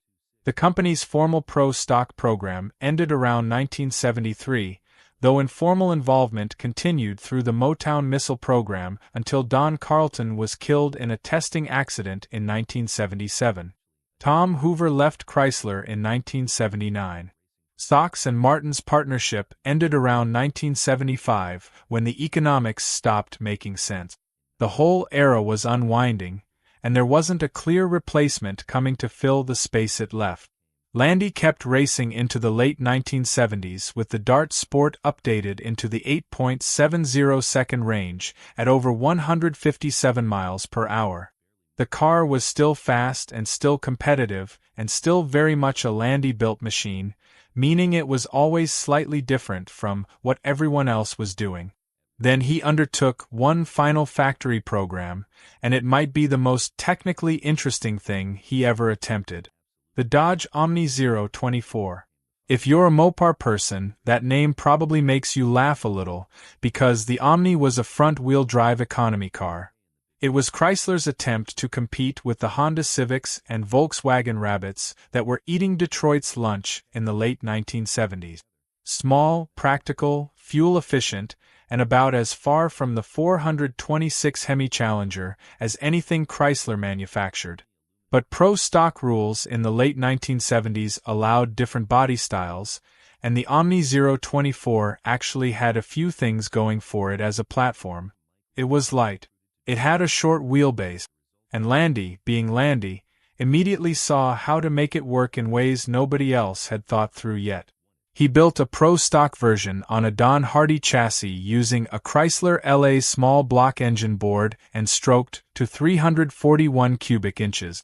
The genuinely fascinating engineering detail here is what he did to make that small block survive at the RPM levels pro-stock required. He changed the lifter bore angle in the engine block from 116 degrees to 110 degrees and completely reworked the W2 Mopar cylinder head. This modification allowed the engine to breathe more effectively at extremely high engine speeds and survive at 11,300 revolutions per minute. For context, that is an astonishing number for any naturally aspirated, production block-based engine. Modern NASCAR engines operate in that range using purpose-built blocks with decades of development behind them. Landy was getting there in the late 1970s with a modified production block, which is a genuine engineering achievement regardless of what the race results looked like. The car ran 8.42 seconds at over 161 miles per hour. Landy no longer drove competitively himself at this point. He built and prepared the car and had Brad Young and Kenny Dondro drive it. But the car worked, and the engineering behind it worked. Then the rules moved against him. When Bob Glidden's Plymouth Arrow dominated the 1979 NHRA season, running a Ford small block, NHRA adjusted the weight brake. The Fords got lighter. The Mopars stayed where they were. Landy's patience, which had survived 2 decades of sanctioning body decisions that sometimes went against him, finally ran out. His exact words were something along the lines of, "When Glidden did so well, NHRA took another half-pound off the Fords and gave it to us, and that was when I quit for good because I was sick of fighting it." That's a clear statement from a man who had spent 20 years working within systems that didn't always treat him fairly, and had finally decided that the fight wasn't worth continuing. That was the end of Dick Landy as a professional racer. He meant it, and he never went back to competition. But Dick Landy Industries kept running, and that part of the story deserves more attention than it usually gets. He had opened the shop at 19743 Bahama Street in Northridge, California around 1970, and it operated continuously for almost 4 decades. DLI wasn't a speed shop in the traditional retail sense where you could walk in and buy a set of headers off the shelf. It was a race engine development facility and performance parts manufacturer with a chassis dynamometer on site. The shop built Hemi engines for racers including Reed Wisner and Roy Hill, who used a Landy-prepared engine in his 1984 Mercury Capri Pro stock. It supplied parts directly to Daimler Chrysler Mopar Performance, B&M Automotive, and Crane Cams. The product list covered Hemi rocker gear, valve train components, stroker kits, cylinder heads, supercharger systems, sheet metal intake manifolds, and custom piston set. The shop was the continuation of everything Landy had been doing on the racetrack, except now organized into a business structure that could serve the broader Mopar community rather than just one racing team. He also edited West Coast Mopar Muscle magazine and wrote a technical diagnostic column until the end of his life. He went to the Goodwood Festival of Speed in England in 2001 and drove his restored 1974 Challenger, which is genuinely delightful, this very American guy with his unlit cigar taking his Mopar up the hill in the English countryside. At nostalgia events in his later years, people who met him consistently described a guy who was smart and funny and actually enjoyed talking about the past without going through the motions. He wasn't performing nostalgia. He was genuinely interested in the history because he had made so much of it and still cared about the details.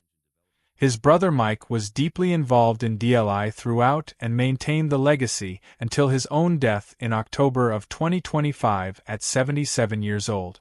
Dick Landy himself died on January 11, 2007, from kidney failure at age 69.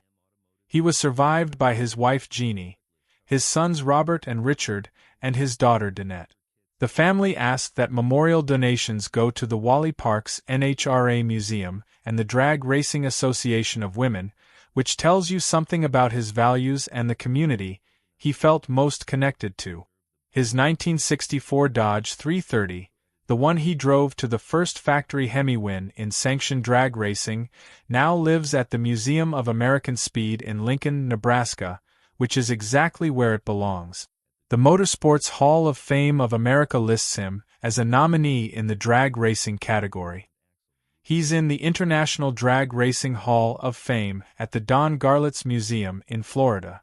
Hot Rod magazine inducted him into their Hall of Fame.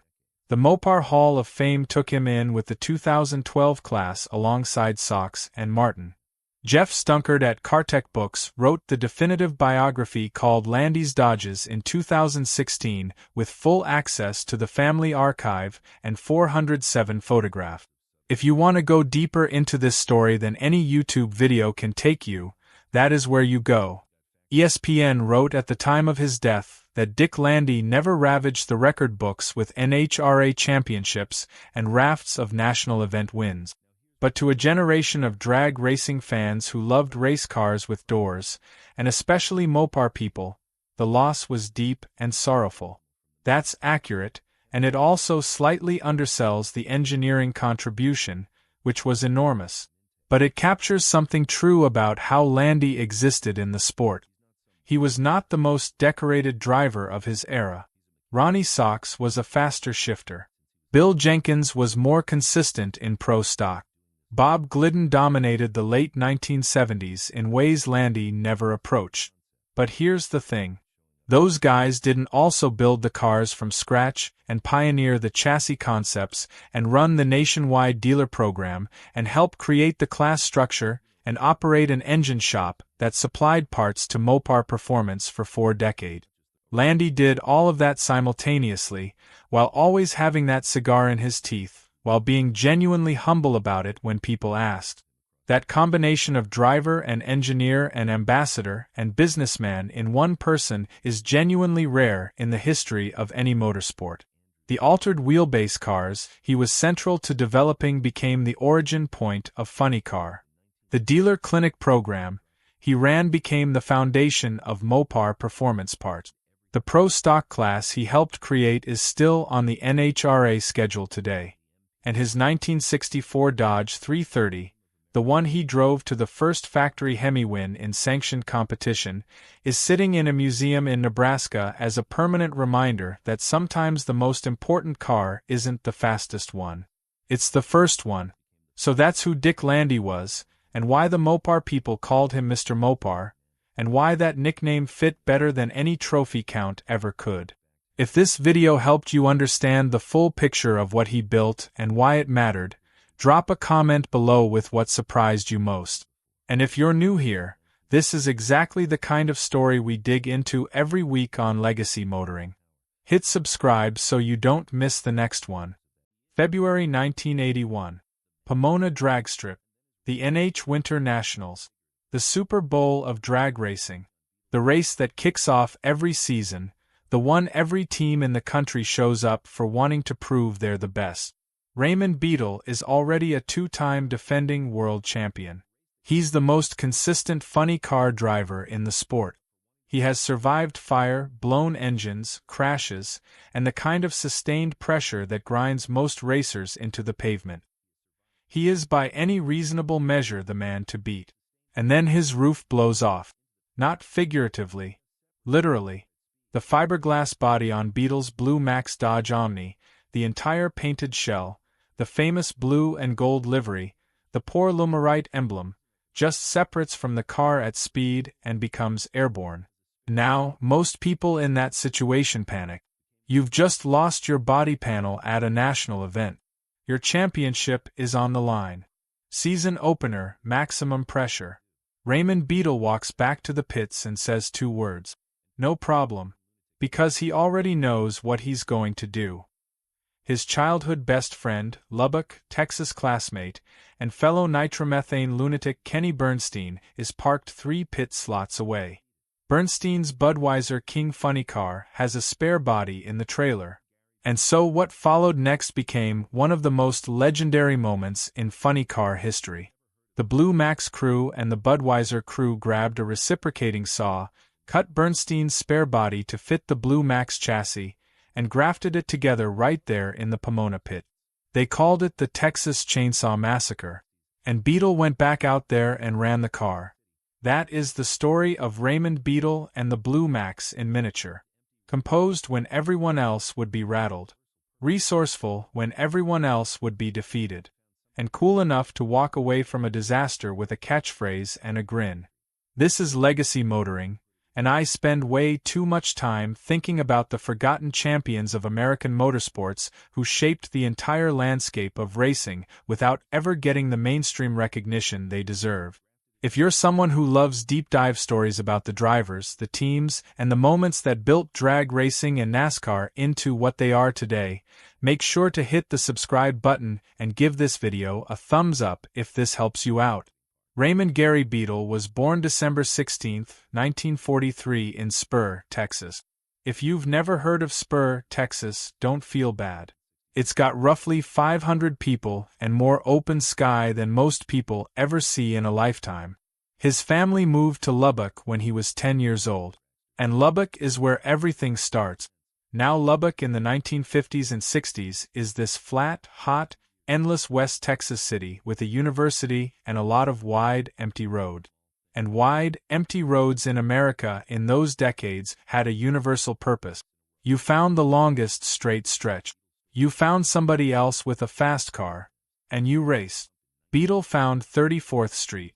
As one piece about him put it with beautiful understatement, it's tough to race traffic light to traffic light in a town that doesn't even have a traffic light.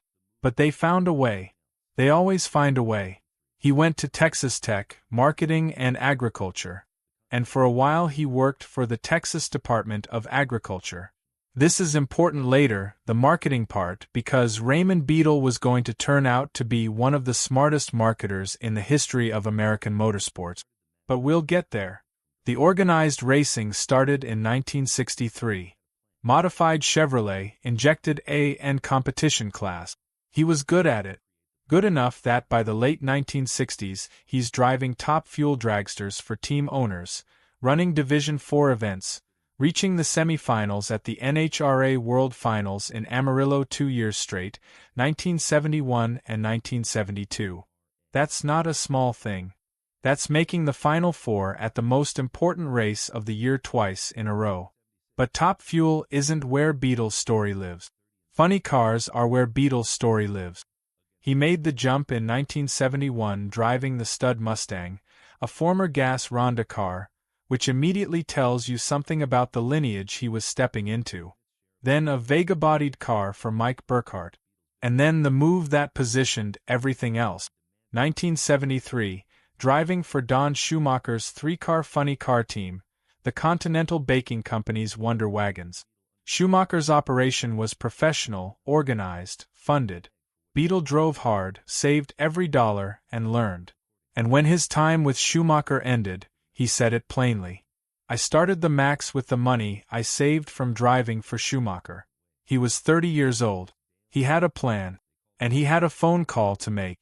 Here's something most people don't know. Raymond Beadle didn't create the Blue Mac. He inherited it, rebuilt it, bought it, and then turned it into something far bigger than it had ever been. But the name, the concept, the first car, that was someone else's genius. His name was Harry Schmidt. Schmidt was a tuner out of the Midwest who built himself a blue-painted Ford Mustang funny car in the late 1960s. In the fall of 1969, Schmidt saw a movie, the 1966 George Peppard film The Blue Max, about World War I German fighter pilots competing for the Pour le Mérite, the German Empire's highest military decoration. A blue enameled Maltese cross with golden eagles, informally called the Blue Max for pilots who earned it in aerial combat.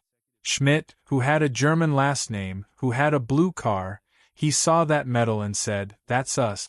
And the Blue Max debuted at the 1970 NHRA Winter Nationals, the very same event where Beadle's roof would blow off a decade later. Schmidt was technically brilliant. The innovations he brought to funny cars in the early 1970s are still felt today. He was the first to put a quick-change rear end in a funny car. First to run a big fuel pump. He developed hand-operated air jacks with Pat Foster and Jim Hume, the precursor to the pneumatic systems every team uses now. He built the oversized tool trays that became standard in every funny car pit in America. The man was a creator. But by 1972, Schmidt was burned out. 100 race dates a year will do that. He parked the operation. And that's where Beadle walked in. Summer of 1974, he approached Schmidt about a partnership. Beadle would drive and handle the business. Schmidt would tune. And they shook hands on one of the most productive partnerships in the sport's history. The reborn Blue Max debuted in early 1975 as a Mustang II, and immediately it started winning. The 1975 U.S. Nationals at Indianapolis. Beadle beat Don Prudhomme in the final with the car leaking oil and crewman waterbed Fred Miller hand-tightening a fitting bare-handed seconds before the run. National elapsed time record, 6.14 seconds. The 1975 IHRA Funny Car Championship. And the 1976 IHRA Championship again. In 1976, between April and June alone, the Blue Max went 30-0 in match races, against Prudhomme, against Ed McCulloch, against Tom McEwen, against Jim Lieberman, against Tommy Evo. 30-0. By 1976, Beadle had bought Schmidt's share of the operation outright. And here's the first hint of Beadle's business instincts. He immediately turned around and demanded and got 4 times the appearance fee Schmidt had been accepting for match races. Just like that. 4 times. Because Raymond Beadle understood something that most drag racers at the time did not. You don't beg for what you're worth. You know what you've got and you act accordingly. Schmidt departed fully after the 1978 season, and a new tuner stepped into the role who would prove to be equally brilliant in completely different ways. His name was Dale Emery. They called him the Snail. He joined the team with his arm still in a cast from crashing at the 1977 U.S. Nationals. You get some sense of the caliber of personnel Beadle attracted. Emery was a fabricator and innovator who made the funny car engine a more refined instrument than it had ever been. Dual magneto-ignition drives, down nozzles in cylinder heads for better fuel distribution, hand-fabricated 16-plug cylinder head, custom billet aluminum fuel pumps machined from scratch. People who worked with him compared his overall mechanical mastery to Big Daddy Don Garlitz's. You could hand him anything and he could build it, tune it, and make it faster than it was before. With Emery turning the wrenches and Beadle steering, the Blue Max was about to go on a run that nobody in funny car history had ever managed before. Let me put the 1979, 1980, 1981 stretch into context. Don Prudhomme won 4 consecutive NHRA Funny Car World Championships from 1975 through 1978. 4 in a row. He was the snake. He was the standard. He was the guy everyone was chasing. And Raymond Beadle chased him down, caught him, and passed him. 1979, 2 national event wins, 5 final rounds. Prudhomme finished second in points. The championship that ended the Snake's dynasty.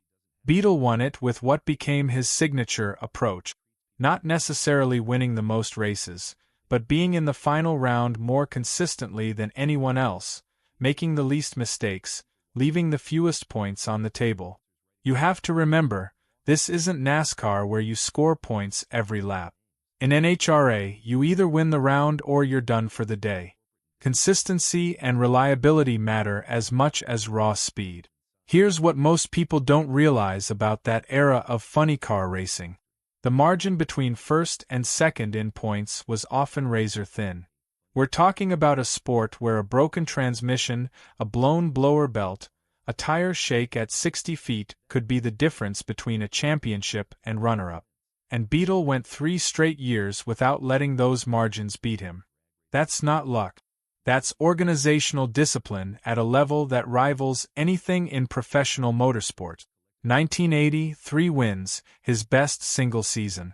Columbus, Denver, Seattle. He set a national elapsed time record of 5.86 seconds at the Summer Nationals that year.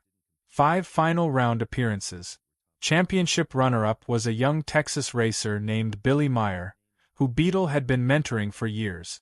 At the end of the season, Beadle was named to the American Auto Racing Writers and Broadcasters All-America team alongside Shirley Muldowney, Bobby Unser, Johnny Rutherford, Dale Earnhardt, and Cale Yarborough.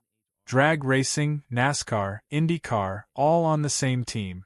That tells you where the sport was and where Beadle stood within it.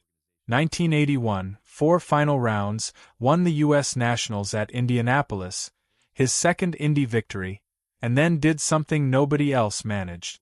He also won the IHRA Funny Car Championship that same year. NHRA and IHRA title simultaneously. That had essentially never been done before and hasn't been repeated since. But 1981 also contains one of the most underappreciated moments in drag racing history. Mid-season, Beadle co-led with Billy Meyer and Paul Candy's a boycott of the Cajun Nationals. The drivers collectively refused to run. Their demands were better purses and better safety conditions. And here's the wild part. It worked. The boycott succeeded. Purses increased. It was the only time since 1970 that funny cars didn't compete at an NHRA national event where Top Fuel ran. And Beadle, the defending champion, the most prominent name in the class, put himself on the line for it. That's not just a champion. That's a leader. By the end of 3 straight championships, his total career record across both sanctioning bodies looked like this. 13 NHRA national event wins. 19 IHRA national event wins. 3 NHRA championship. 3 IHRA championship. He was ranked 20th on NHRA's list of the top 50 drivers in the organization's first 50 years. A list that put him alongside Garlitz, Prudhomme, Muldowney, Bernstein, and Force. And critically, he never once drove for anyone else. Every win, every championship, every pass down the quarter mile, the Blue Max was his car, his team, his operation from the ground up. There's a word for that in this sport, and the word is rare. Now, you might be thinking, okay, 3 championships, great career, solid legacy, but why does this man deserve the kind of deep dive treatment we usually reserve for the absolute icons? Here's where it gets really interesting. Because the championships are only one part of what Raymond Beadle built. There's a reason John Force, 16-time world champion, the most successful funny car driver in history, said he looked up to exactly 5 people in the sport. And Raymond Beadle was one of them. Alongside Garlitz, Prudhomme, Muldowney, and McEwen, that's the company he named. People who describe Beadle all hit the same note. Calm, approachable, funny, generous. The Motorsports Hall of Fame of America wrote about the twinkle in his eye, a ready grin on his face, and his usually soft-spoken manner, but also how he could shift on a dime into dead serious businessman when the situation called for it. Don Prudhomme, who competed against him for years at the highest level, put it this way: "Things never really got animated between Beadle and myself. Raymond was the kind of guy who never got pissed off about anything. It was hard to not like Raymond Beadle." From Prudhomme. Not exactly a sentimental man. That's about as strong an endorsement as the sport produces. No problem was the catchphrase. It was the response to everything. Engine blew. No problem. Crashed the car. No problem. Rival just ran a quicker elapsed time. No problem. It became a legitimate piece of funny car culture. The verbal signature of a man whose composure was genuinely unusual in a sport that ran on adrenaline and anxiety. His crewman waterbed Fred Miller, who got his nickname from Emery after failing to fix a leaky waterbed, worked for the Blue Max from beginning to end. That kind of loyalty doesn't happen by accident. It happens because the guy you're working for treats people right, pays them fairly, and gives them something worth being loyal to. And then there's the fan connection. Beadle understood instinctively that the people watching from the fence were as important as the sponsors writing the checks. He'd walk the fence line. He'd stop and talk. He remembered names. At a time when a lot of championship-level racers were starting to get corporate and distant as the sport grew, Beadle stayed accessible.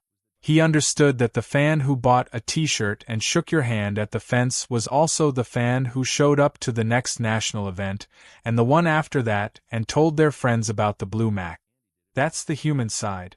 Now let's talk about the business side, because that's where Beadle's impact on the sport goes deepest. Here's something you may not know about Raymond Beadle. He essentially invented the motorsports souvenir business as a revenue stream and a branding tool for drag racing teams. That's not hyperbole. Before Beadle, drag racing teams might have business cards or maybe a photograph to give away. After Beadle, the sport had a template for merchandise that other teams could follow and profit from. He did several things that seem obvious in hindsight but were genuinely novel at the time. First, he copyrighted and trademarked the Blue Max name. He commissioned artist Kenny Youngblood to create a definitive graphic version of the poor Lumarite medal, the one that showed up on every car, every shirt, every hat. He owned it. It was intellectual property in an era when drag racing teams simply did not think in those terms. Nobody had a legal department. Nobody was filing trademarks at the U.S. Patent and Trademark Office. Raymond Beadle from Spur, Texas, with his marketing degree from Texas Tech, was doing it while everyone else was still trying to figure out how to get a parts company to cover the cost of a new set of tires. Second, he actually sold merchandise. T-shirts, hats, hat pins, halter tops, jackets, decals, posters, set up at the track directly to fans. He turned the Blue Max into a brand that people wanted to wear, to own, to display. And the thing is, it worked so well that it became a problem for NHRA. The sanctioning body had to create regulations around on-site souvenir sales because so many teams were trying to replicate what Beadle had built. Eventually, that evolved into the main gate vendor system, the racer t-shirt trailer infrastructure that exists at every single NHRA national event today. The entire commercial apparatus that every team in the sport depends on for supplemental income can trace a direct line back to Beadle figuring out that fans would pay to be part of the story. Kenny Bernstein, his old Lubbock classmate, said it plainly. He was a great promoter. He was always hustling and putting things together and trying to take it to the next level. He was a real go-getter in everything from sponsorships to merchandising. Look, that's not just a compliment. That's a guy who built his own empire describing the template he watched being built in real time. His approach to sponsorships was equally ahead of its time. In an era when 90% of drag racing was sponsored by parts companies and oil brands, Beadle went after mainstream consumer brands. English leather cologne, Old Milwaukee beer, Valvoline, Schlitz, Kodiak tobacco, Napa's Regal Ride program. He understood that a car running at 250 miles per hour with a nationally recognized brand on the side was a marketing vehicle, no pun intended, that could deliver reach no conventional advertising could match. He was running an argument in every sponsorship meeting that Madison Avenue executives understood intuitively and drag racing team owners had never articulated. Your product needs eyeballs. I have eyeballs. Let's do business. NHRA's Phil Burgess wrote that Beadle approached the sponsorship equation not with hat in hand, as was typical of the era, but from a position of strength. He was a former Texas Department of Agriculture official with a marketing degree from Texas Tech, and he negotiated like it.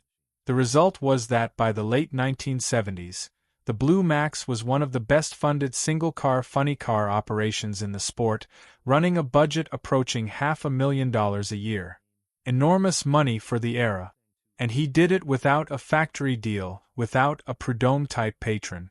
He built it from match race prize money and savvy negotiation. That's bootstrapping at a level that modern motorsports business schools would teach as a case study. Motortopia published the most vivid summary of what Beadle represented. If you could put together the positive attributes of the most successful funny car drivers in NHRA history, the intuitive nature of Jack Chrisman, the toughness of Don Prudhomme, the marketing genius of Tom McEwen, the showmanship of Tommy Evo, the popularity of Jim Lieberman, and the media savvy of John Force, you'd create a man named Raymond Beadle. 6 people. 1 composite. That tells you everything. You can't reduce him to one thing because he was genuinely excellent at all of them simultaneously. You can't tell the Blue Max story without the rivalries and the relationships, because this sport in that era was simultaneously fiercely competitive and tightly communal. The defining rivalry was Prudhomme. Always Prudhomme. The snake was the standard against which everything in funny car got measured from the early 1970s through the early 80s.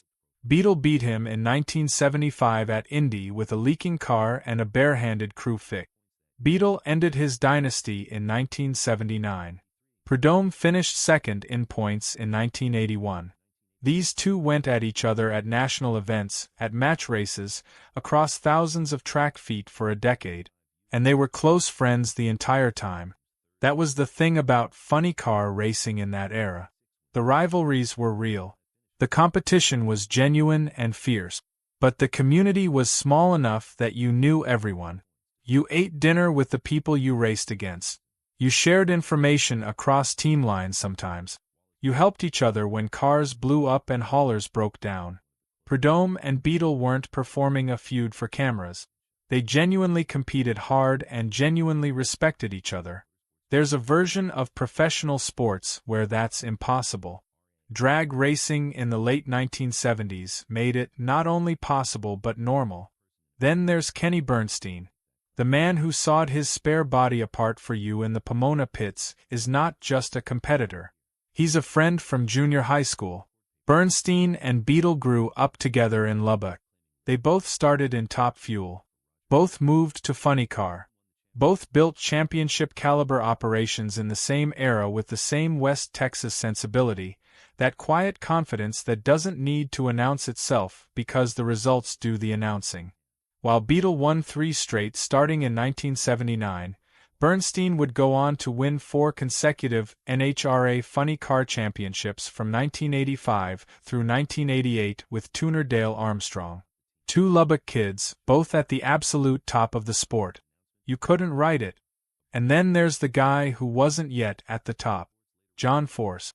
Force started his NHRA Funny Car career in 1977. He was in the field during Beadle's championship years, struggling. He wouldn't win his first NHRA national event until 1987 and his first championship until 1990. He was the hungry young competitor in those years, and Beadle was one of the champions he was trying to dethrone. Here's a detail that hits differently in retrospect. Force's team early in his career got their first matching uniforms from Raymond Beadle. Blue Max t-shirts. Beadle gave them to him. Just handed them over. No transaction, no strings attached. That's the kind of thing a generous person does for a younger competitor, and that's the kind of thing that gets remembered for the rest of a life. Force named Beadle among 5 people he looked up to in drag racing. 5. The others were Garlitz, Muldowney, Prudhomme, and McEwen. You don't end up on that short list by being strictly a competitor.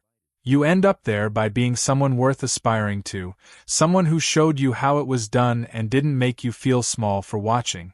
And the mentorship extended to Billy Meyer, the Texas racer who finished second in points to Beadle in both 1980 and 1982. Beadle mentored Meyer on sponsorships, on how to present yourself professionally, on how to run a team as a business rather than just a racing program. Beadle's wife, Holly, taught Meyer English. That level of personal investment in a rival competitor is unusual anywhere in professional sport. In motorsports, it's almost unheard of. Meyer later built the Texas Motorplex, one of the great facilities in drag racing history, and made sure Beadle was an honored VIP guest there for decades. Some debts don't get repaid in money. They get repaid in the long, quiet recognition that a person shaped your trajectory and you never forgot it. Now here is where the story gets genuinely strange. In 1983, Raymond Beadle, 3-time NHRA Funny Car World Champion, drag racing institution, nitromethane specialist, decided to buy a NASCAR Winston Cup team. Not invest in one. Not partner with someone. Buy one outright and run it himself. He purchased equipment from MC Anderson Racing, kept the number 27, called it Blue Max Racing, and went Winston Cup racing. He brought technology from drag racing that the stock car world had never seen. Titanium driveshaft, titanium spindles, piston and camshaft coatings that had been developed for funny car competition. The NASCAR teams didn't know what to make of any of it. There was this initial period where the Cup regulars looked at this drag racer from Texas with his weird coatings and his billet parts and thought, who is this guy and why does he think that works here? And then the results started coming in and the question changed to, how is he doing that and can we copy it? The first driver was Tim Richmond, one of the most talented and charismatic drivers of the era, a genuine personality who could have been the sport's biggest star if his life had gone differently. Richmond gave Beadle his first Cup win at Pocono in 1983, then North Wilkesboro in 1984. In 88 races together, 19 top 5 finishes. But Richmond departed for Hendrick Motorsports after 1985, and Beadle needed a new driver. He hired Rusty Wallace. And that's when Blue Max Racing became a championship team for the second time. Wallace joined in 1986 with crew chief Barry Dodson and chassis specialist Jimmy McCarr. The results were immediate. 2 wins in 1986, 2 wins in 1987, and then 1988, 6 wins, 19 top 5 finishes, a 7.1 average finish. Wallace finished second in the championship by 24 points to Bill Elliott. 24 points out of a full season. That close. Then 1989, Wallace won 6 races and defeated Dale Earnhardt by 12 points, one of the closest championship battles in NASCAR history, to win the Winston Cup Championship. Think about what had just happened. Raymond Beadle had now won a premier motorsports championship in 2 completely different disciplines. NHRA Funny Car Champion 3 times. NASCAR Winston Cup Champion once as a team owner. There is not another person in American motorsports history who can make that claim. Not one. The dual discipline championship is his alone. Here's where it gets complicated, though, because 1989 wasn't just a triumphant year. It was also the year Wallace filed court papers mid-season trying to void his contract with Beadle, claiming late payments, wanting out to go drive for Roger Penske. The team won the championship while simultaneously dealing with a contract lawsuit between the owner and driver. Beadle's response to all of it was vintage. Asked about the situation at the time, he essentially shrugged. "When I play poker, I know what I've got in my hand and I like the cards I have." They won the title. Wallace dropped the lawsuit. He agreed to drive through 1990 before leaving for Penske. And when he left, he took the Miller Genuine Draft sponsorship with him. The deal was tied to Wallace personally, not the team. And Beadle shut down. Not gradually. Not with an announcement and a farewell tour. Abruptly. The team went dark. NBC Sports later reported that he surprised, rather shocked, the NASCAR community by abruptly closing up shop. He simply walked away. No extended explanation that fully satisfied anyone who was watching.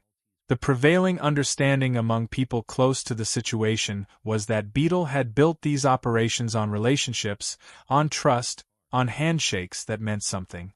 And when the relationship with Wallace ended the way it did, the heart went out of it. Roger Penske acquired Blue Max Racing's equipment. That equipment, that lineage, is what eventually became Team Penske's number 2 car. It's still racing today. Rusty Wallace's tribute after Beadle's death in 2014 said everything. Really saddened by news about Raymond Beadle. "Without him, I would have never gotten to where I am today." That's the measure of what Beadle provided, not just equipment and sponsorship dollars, but the platform, the stability, and the organizational structure that allowed a talented driver to become a champion. Without the Blue Max operation, there might not have been a Rusty Wallace who was ready for Roger Penske. That's how these chains work in motorsports. One person builds the ladder, another person climbs it, and if the person who built it does the job right, both of them end up somewhere they couldn't have reached alone. We should talk about the actual machines because they're beautiful objects in their own right, and because the engineering story of the Blue Max is as interesting as the racing story. The Blue Max in its Schmidt era, 1970 through the mid-70s, was a Ford Mustang. Long nose, candy blue paint, the poor Lumerite emblem on the side. It was always blue. The name demanded it. Through the Mustang II era, then into Beadle's own development of the car, they ran a Plymouth Arrow in 1978, which Beadle later said was his personal favorite of all the cars he drove. There's something fitting about that. The Arrow was unusual, a compact body style that stood out in a field of Camaros and Mustangs, and Beadle loved it for exactly the reasons everyone else overlooked it. Then came the championship years and the car that made the Blue Max genuinely famous to a generation of drag racing fans. The Dodge Omni and Plymouth Horizon. A little front-wheel drive hatchback economy car that in production form was about as unthreatening as a vehicle could possibly be. The kind of car you rented at an airport and forgot about by the time you returned it. The Blue Max version made something in the neighborhood of 3,000 horsepower, ran on 85% nitromethane, and covered the quarter mile in under 6 seconds at speeds approaching 250 miles per hour. It became known in the paddock as the Wonder Car, partly because of what it could do, partly because of what it looked like doing it. The visual contrast between the humble hatchback shape and the absolutely violent performance it contained was part of what made it iconic. Under the body, the standard professional funny car power plant, the supercharged 426 Hemi. But what Emery did with it was anything but standard. Dual magneto ignition drives. Down nozzles in the cylinder heads for better fuel distribution. Hand-fabricated 16 plug heads that he machined himself in the Blue Max shop. Vane-type fuel pumps built from billet aluminum. This was an in-house engine program at a level of sophistication that most factory-backed teams weren't achieving. The Blue Max did it as an independent operation, which made it all the more remarkable to the people who knew what they were looking at when they walked through that pit area. In 1982, the team transitioned to a Ford EXP body, a compact Ford with a distinctive sloped profile, and it's probably the most unusual-looking Blue Max ever fielded. Beadle slipped to 5th in points that year, had a barrel roll accident at Gainesville, and by 1983 was back in a Mustang body. He drove competitively through 1984, then transitioned to team owner mode, running Lil John Lombardo as driver. Lombardo won the 1985 U.S. Nationals in the Blue Max, the team's third Indy win across the operation's full history. The team built its own chassis on site at the Dallas shop. Pat Casares was the primary chassis builder.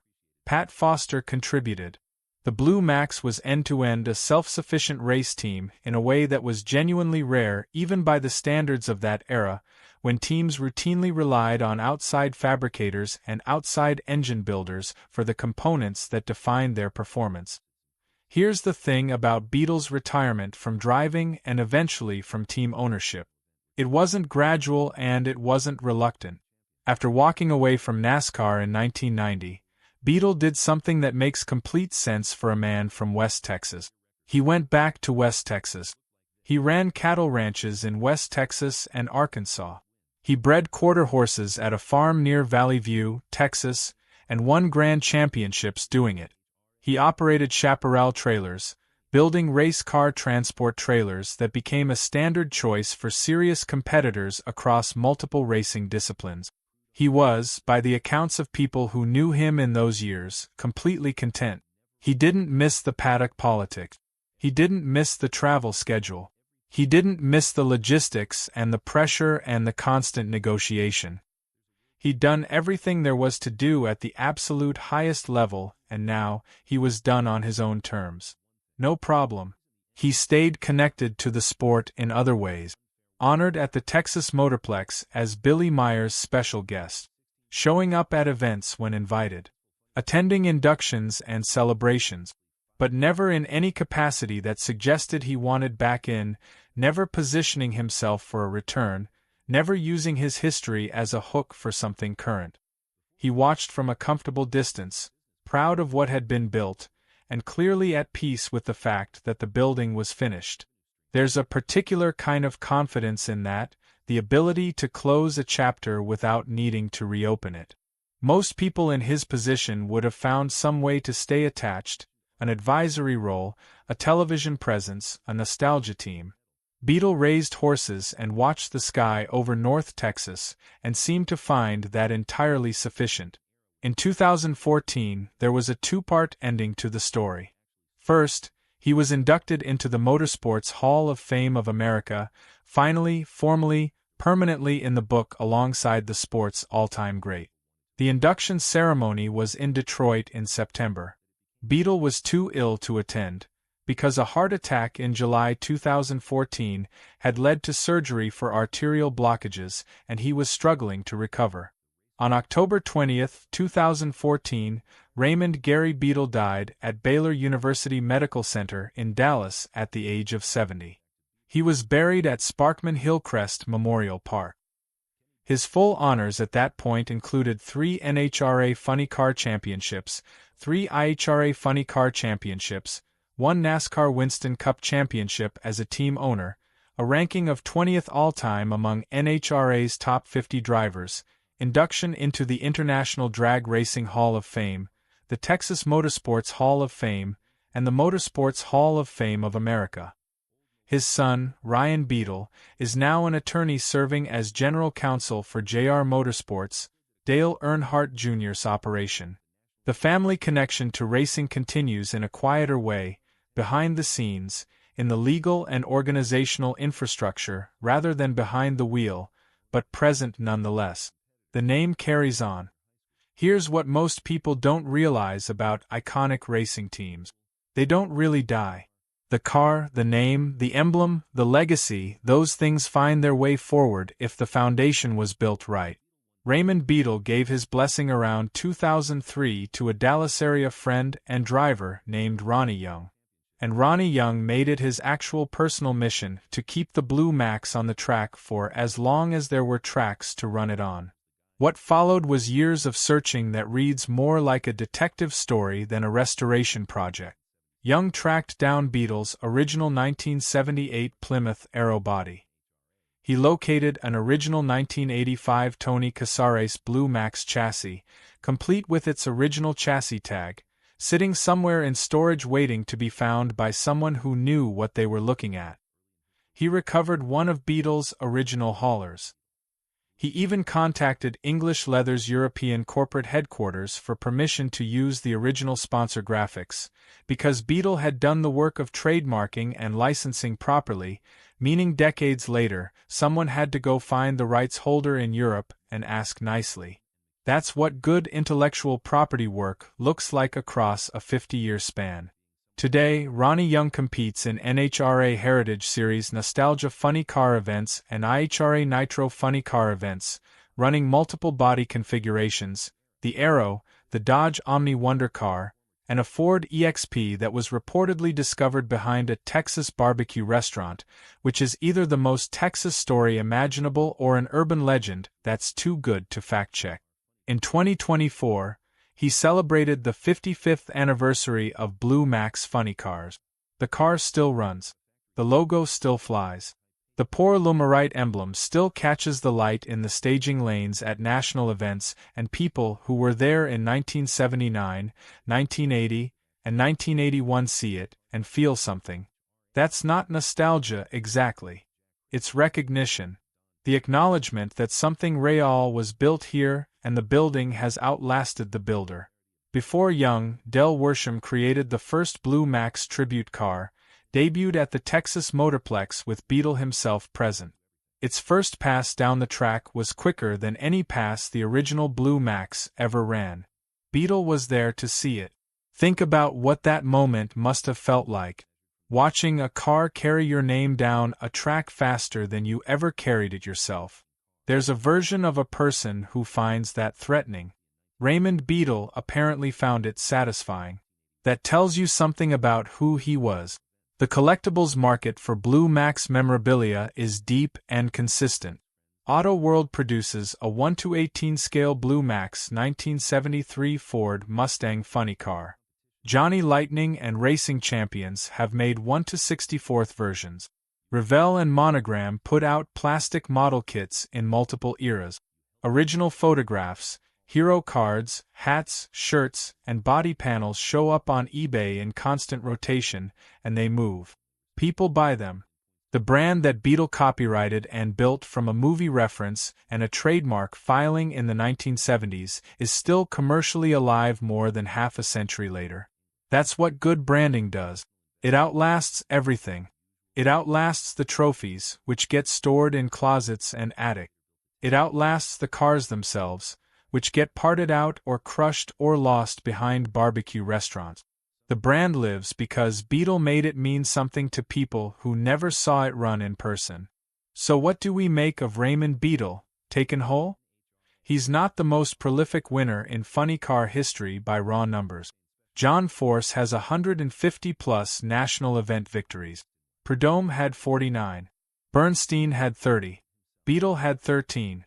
On that metric alone, he doesn't lead the list, and he probably wouldn't have claimed otherwise.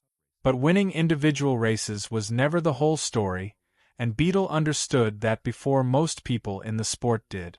The whole story is a kid from Spur, Texas, who learned to race on 34th Street in Lubbock, who went and won 3 consecutive NHRA championships through composure, consistency, and a crew chief who could fabricate engine components from raw material in a Dallas shop, who simultaneously built a merchandise business and brand identity that didn't exist in drag racing before he invented it, who pursued mainstream corporate sponsors when everyone else was still selling oil and spark plugs, who mentored his competitors and gave John Force's team their first matching uniforms, who crossed over to NASCAR, where nobody expected him to last, and won a Winston Cup championship with Rusty Wallace. and then walked away on his own terms, went back to West Texas, raised cattle and horses, and never particularly felt the need to explain himself to anyone. He had a catchphrase: no problem. It wasn't just a personality quirk. It was a philosophy. A man who had calculated his position, prepared his team, trusted his people, and done the unglamorous organizational work before the race weekend even started, didn't experience the same crisis that panicked everyone else. When the roof blew off in Pomona, it was literally no problem because Beadle already knew what his next move was. He'd already thought 3 steps ahead of the disaster that hadn't happened yet. That's the rarest kind of champion. Not the one who burns brightest in the crisis moment, but the one for whom the crisis never really arrives because they prepared so thoroughly that nothing is ever truly a surprise. Don Prudhomme said it was hard to not like Raymond Beadle. Imagine competing against someone for 10 years, someone who beats you for the championship, someone who ends your dynasty, and that's your lasting assessment when you look back across all of it. Hard to not like him. Not, he was a great champion. Not, he was the toughest competitor I ever faced. Hard to not like him. Because in the end, what Prudhomme was describing wasn't just a competitor. He was describing a man whose decency and humor and generosity were so genuine and so consistent that even winning at someone's expense didn't cost you the relationship.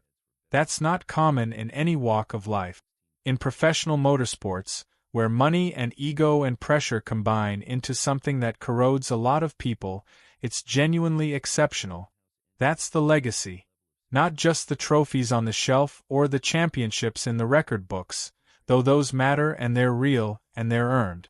The legacy is that 50 years later, everybody who was there still smiles when they say the name Blue Max Ronnie Young is still running that car.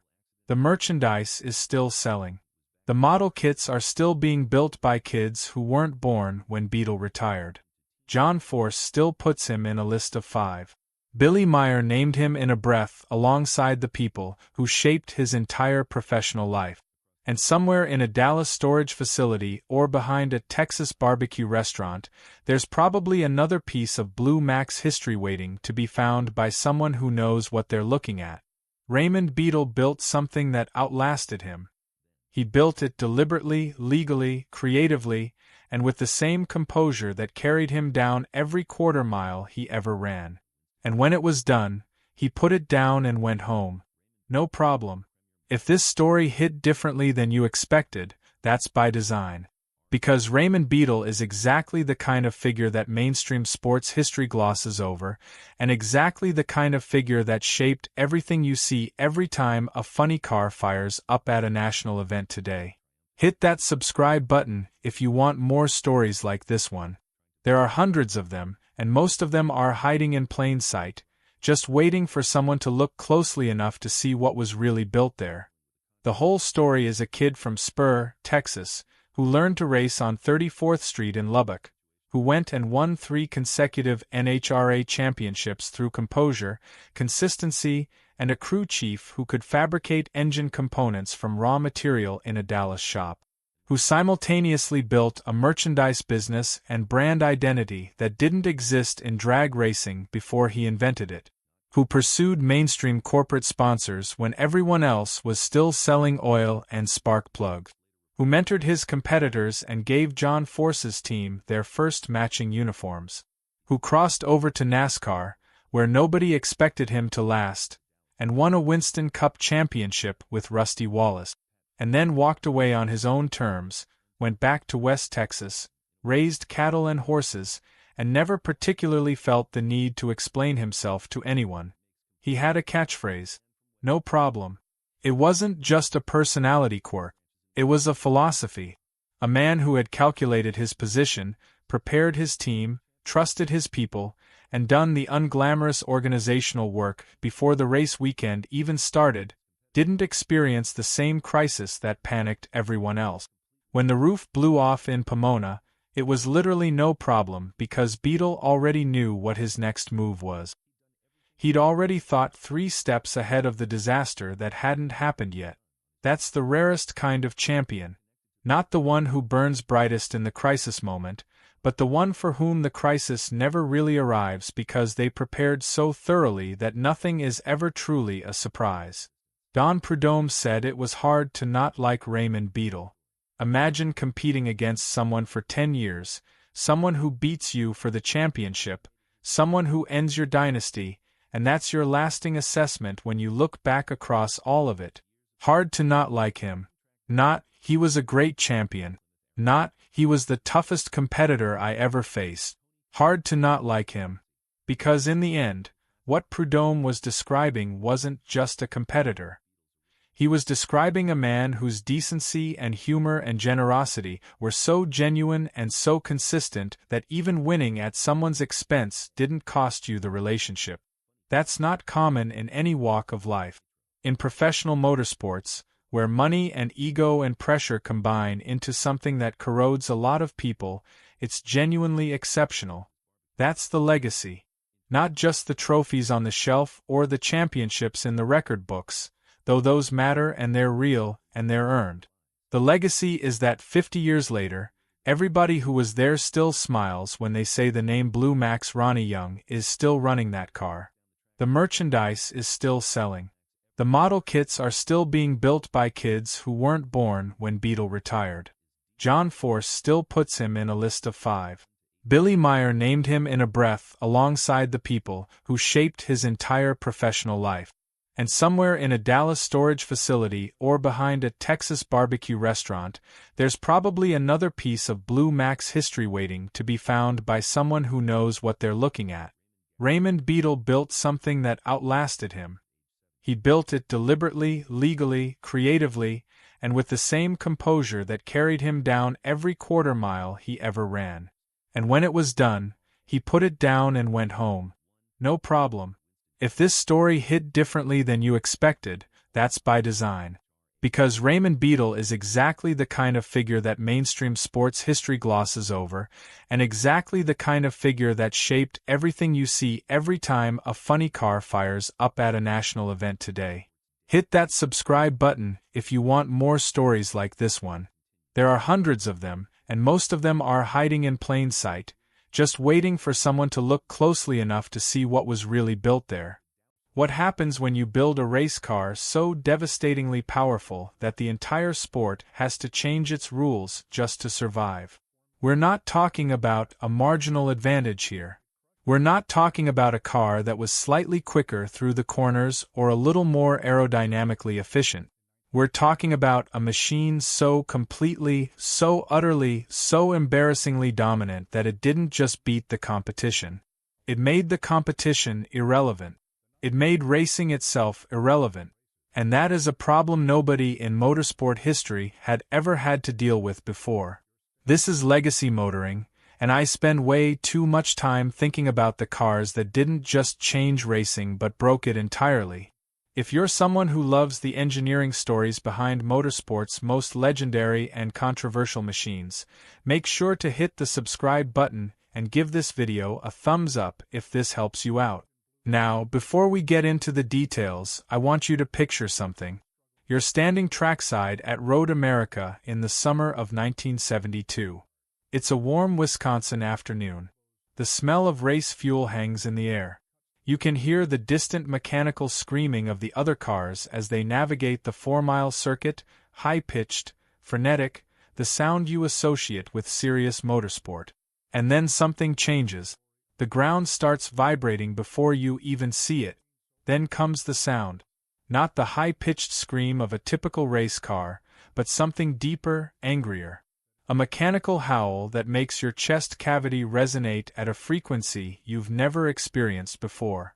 The orange and blue Sunoco livery appears as a blur, already doing 180 miles per hour through a section where every other car in the field is struggling to hit 140. The turbos spool up with a banshee wail that cuts through absolutely everything else around you. In the driver's seat, Mark Donohue isn't even pushing hard. He's cruising. And the gap to second place? 45 seconds. And growing. Stunning doesn't even begin to cover it. This is the story of the Porsche 91710. the most dominant race car ever banned from competition. A machine so powerful, so fast, so completely untouchable that it literally broke professional racing from the inside out. Porsche didn't just build a better race car. They built something that transcended the very concept of competition itself. The 91710 won by margins that shouldn't be physically possible, set lap records that stood for decades, and forced the most significant regulatory overhaul in the history of North American motorsport. But here's what most people don't realize. The story of the 91710 isn't really about speed. It's about what happens when human ingenuity operates without boundaries. And the answer, it turns out, is something the sporting world simply cannot accommodate. To understand how Porsche created this monster, we need to travel back to 1969. The Can-Am Challenge Cup was North America's premier racing series. Unlimited, unrestricted, absolutely brutal in every conceivable way. While Formula One had pages upon pages of technical regulations governing every component on the car, Can-Am had basically two rules. The car needed enclosed wheels and two-seat. That's it. No displacement limits, no weight minimums, no restrictions on aerodynamics or exotic materials. It was engineering warfare with a checkered flag, and the engineers who entered it were some of the most brilliant and creative minds the automotive world had ever produced. This freedom attracted the biggest budgets and the most imaginative thinking. McLaren dominated the early years with their big-block Chevrolet-powered M8 series. These weren't just race cars. They were 700-horsepower guided missiles capable of hitting 200 miles per hour on the Mulsanne straight equivalent sections of North American circuit. Bruce McLaren and Denny Hulme won championship after championship.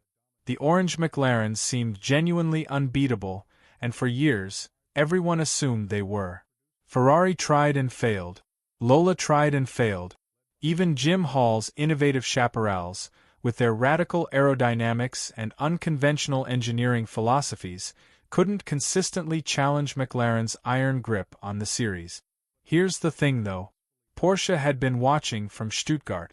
They'd conquered Le Mans with the 917, setting speed records that terrified even the most experienced drivers in the world.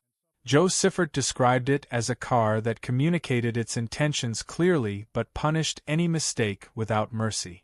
But Porsche's engineers saw Can-Am's unlimited rules not as a challenge to be managed, but as an invitation to do something completely unprecedented. If McLaren was bringing a knife to a gunfight, Porsche would bring something that made gunfights themselves obsolete. The problem wasn't simply building a fast car. Can-Am cars needed to accelerate explosively out of slow corners, hit astronomical top speeds on long straights, and survive 200-mile races on bumpy North American circuits that would tear a contemporary Formula One car apart within a handful of laps.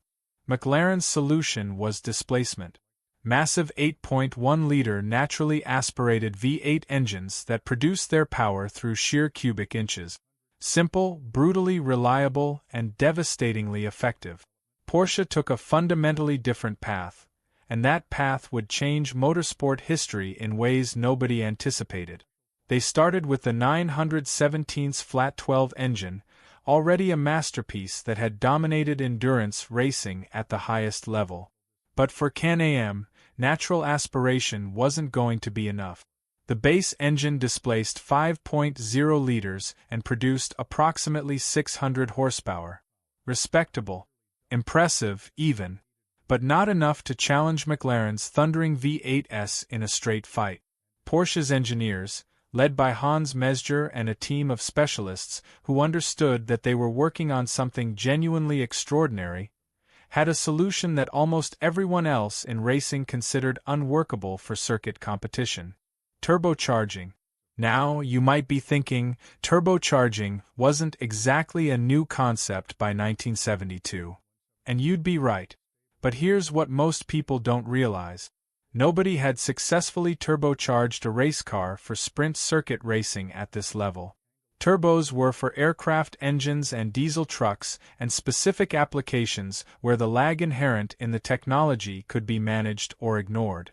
The consensus in racing engineering was that turbo lag, that infuriating delay between throttle input and power delivery, would make a turbocharged car undrivable on a road course where instant response out of every corner was absolutely essential to competitive lap times. Porsche's engineers didn't care about consensus. They partnered with Eberspacher to develop twin turbochargers specifically engineered for racing applications, and the heart of this beast was designated the Type 917 engine in turbocharged configuration.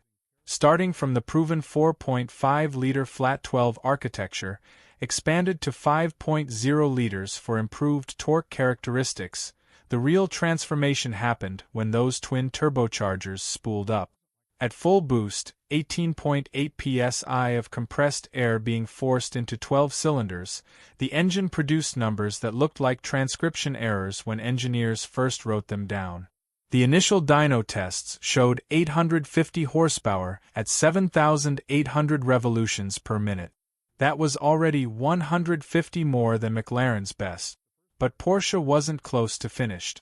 Through aggressive development programs, refined boost mapping, and special qualifying configurations, they eventually extracted numbers approaching 1,100 horsepower. Let that settle for a moment. In 1972, Porsche built a racing car producing over 1,100 horsepower. For context, most modern hypercars with 50 years of additional development, advanced materials science, and sophisticated electronic management systems don't reach those figures. This was half a century ago. The chassis had to be completely reimagined to handle this level of insanity. The original 917 was already a demanding car with 600 horsepower, with nearly double that figure being transmitted through essentially the same basic architecture. Every single component needed to be rethought from first principles. The suspension mounting points were reinforced with additional welding and gusseting. The transaxle was rebuilt with stronger internal gears and dramatically improved cooling capacity. The entire rear subframe was redesigned to cope with torque loads that exceeded anything anyone had previously attempted to engineer around in a road racing context. Look, the aerodynamics told their own remarkable story. Can-Am cars raced on a mixture of road courses and high-speed circuit. The 91710 needed to be stable at 240 miles per hour on fast sections while remaining agile and responsive enough for tight technical corners. Porsche's solution involved what we might today describe as adjustable aerodynamics before the terminology even existed in motorsport vocabulary. The rear wing was manually adjustable, meaning the team could change its angle of attack during pit stops depending on which section of track was coming next. More downforce for twisty, technical passages. Less drag for high-speed runs where straight-line velocity was the priority. This level of strategic thinking was ahead of its time in ways the motorsport world wouldn't fully appreciate until years later. But the genuine breakthrough, the engineering achievement that made everything else possible, was solving the turbo lag problem to a degree that made the car actually raceable. In period turbocharged vehicles, the sequence went something like this. You'd press the throttle. You'd wait some more. And then, suddenly, violently, all the power would arrive at once. Usually at precisely the wrong moment, usually when the car was already pointing somewhere you absolutely didn't want it to go. This wasn't a problem you could manage around with talent and commitment. It was a fundamental characteristic of how the technology worked. Porsche's engineers performed what contemporaries genuinely described as miracles with the Bosch mechanical fuel injection system. They mapped fuel delivery curves to work in harmony with the turbo boost progression rather than fighting against it.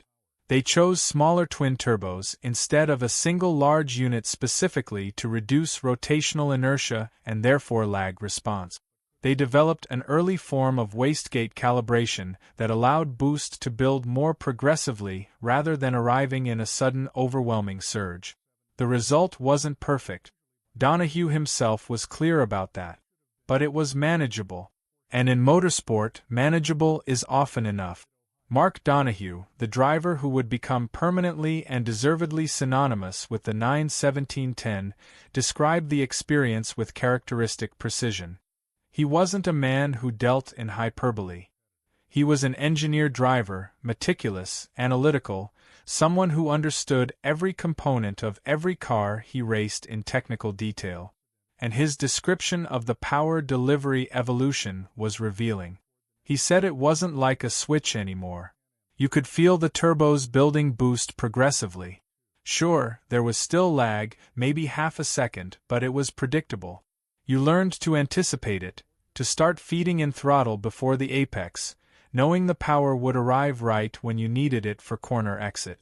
That description, right there, tells you everything about why this car was so devastatingly effective. The lag hadn't been eliminated. It had been tamed, understood, and incorporated into a driving technique that turned a supposed weakness into a tactical weapon. The first race was Motorsport in June 1972. Nobody knew exactly what to expect. McLaren had won every race so far that season. Denny Hulme was leading the championship with the confidence of a man who expected to win it. The orange cars looked genuinely unbeatable based on everything that had happened up to that point. Then Donohue qualified the 917 for 10 on pole position by 3.9 seconds. Not tenths of a second. Seconds. Nearly 4 full seconds in qualifying for a race where hundredths routinely separate the field. The entire paddock fell silent, trying to process what the timing screens were telling them. The race was, there's no more appropriate word for it, a massacre. Donohue led from the opening lap to the checkered flag, winning by a full lap over the field.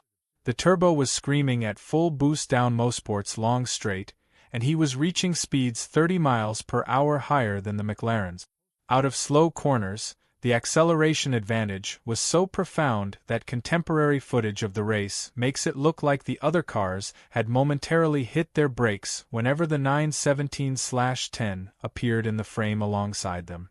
Peter Revson, driving the works McLaren M20, said afterward that he'd exit a corner thinking he'd gotten a good run, that he was making progress, and then Donohue would come alongside as if appearing from nowhere. Like Revson had suddenly decelerated dramatically. It was, in Revson's own words, deeply demoralizing in a way that was difficult to articulate to someone who hadn't experienced it. Road America was even worse for the competition. The 4-mile Wisconsin circuit with its long straights and flowing high-speed corners suited the 91710's characteristics so perfectly it might have been purpose-built for the car. Donohue qualified 4.7 seconds faster than second place. In the race itself, he built such a commanding lead so quickly that team owner Roger Penske actually radioed him to slow down. They were embarrassing not just the competition but the series organizers, who were already beginning to have difficult conversations about what this level of dominance meant for Can-Am's future as a viable commercial enterprise. Donohue backed off. Demonstrably, deliberately, visibly backed off. And still won by 45 seconds. This is where it gets really interesting because the technical gap wasn't just about peak power figures, though those were stunning enough. Where McLaren's M20 produced approximately 670 horsepower from its 8.1-liter V8, the 91710 made 850 in race configuration and over 1,000 in qualifying trim. The McLaren weighed 1,650 pounds. The Porsche, despite carrying the additional weight of its complex twin-turbo system, its intercooling hardware, and its reinforced drivetrain components, weighed just 1,660 pounds. The power-to-weight ratio in qualifying configuration was approximately 1.3 pounds per horsepower. To give that number some modern context, a Bugatti Chiron, one of the most extreme production vehicles ever built, has a power-to-weight ratio of approximately 2.4 pounds per horsepower.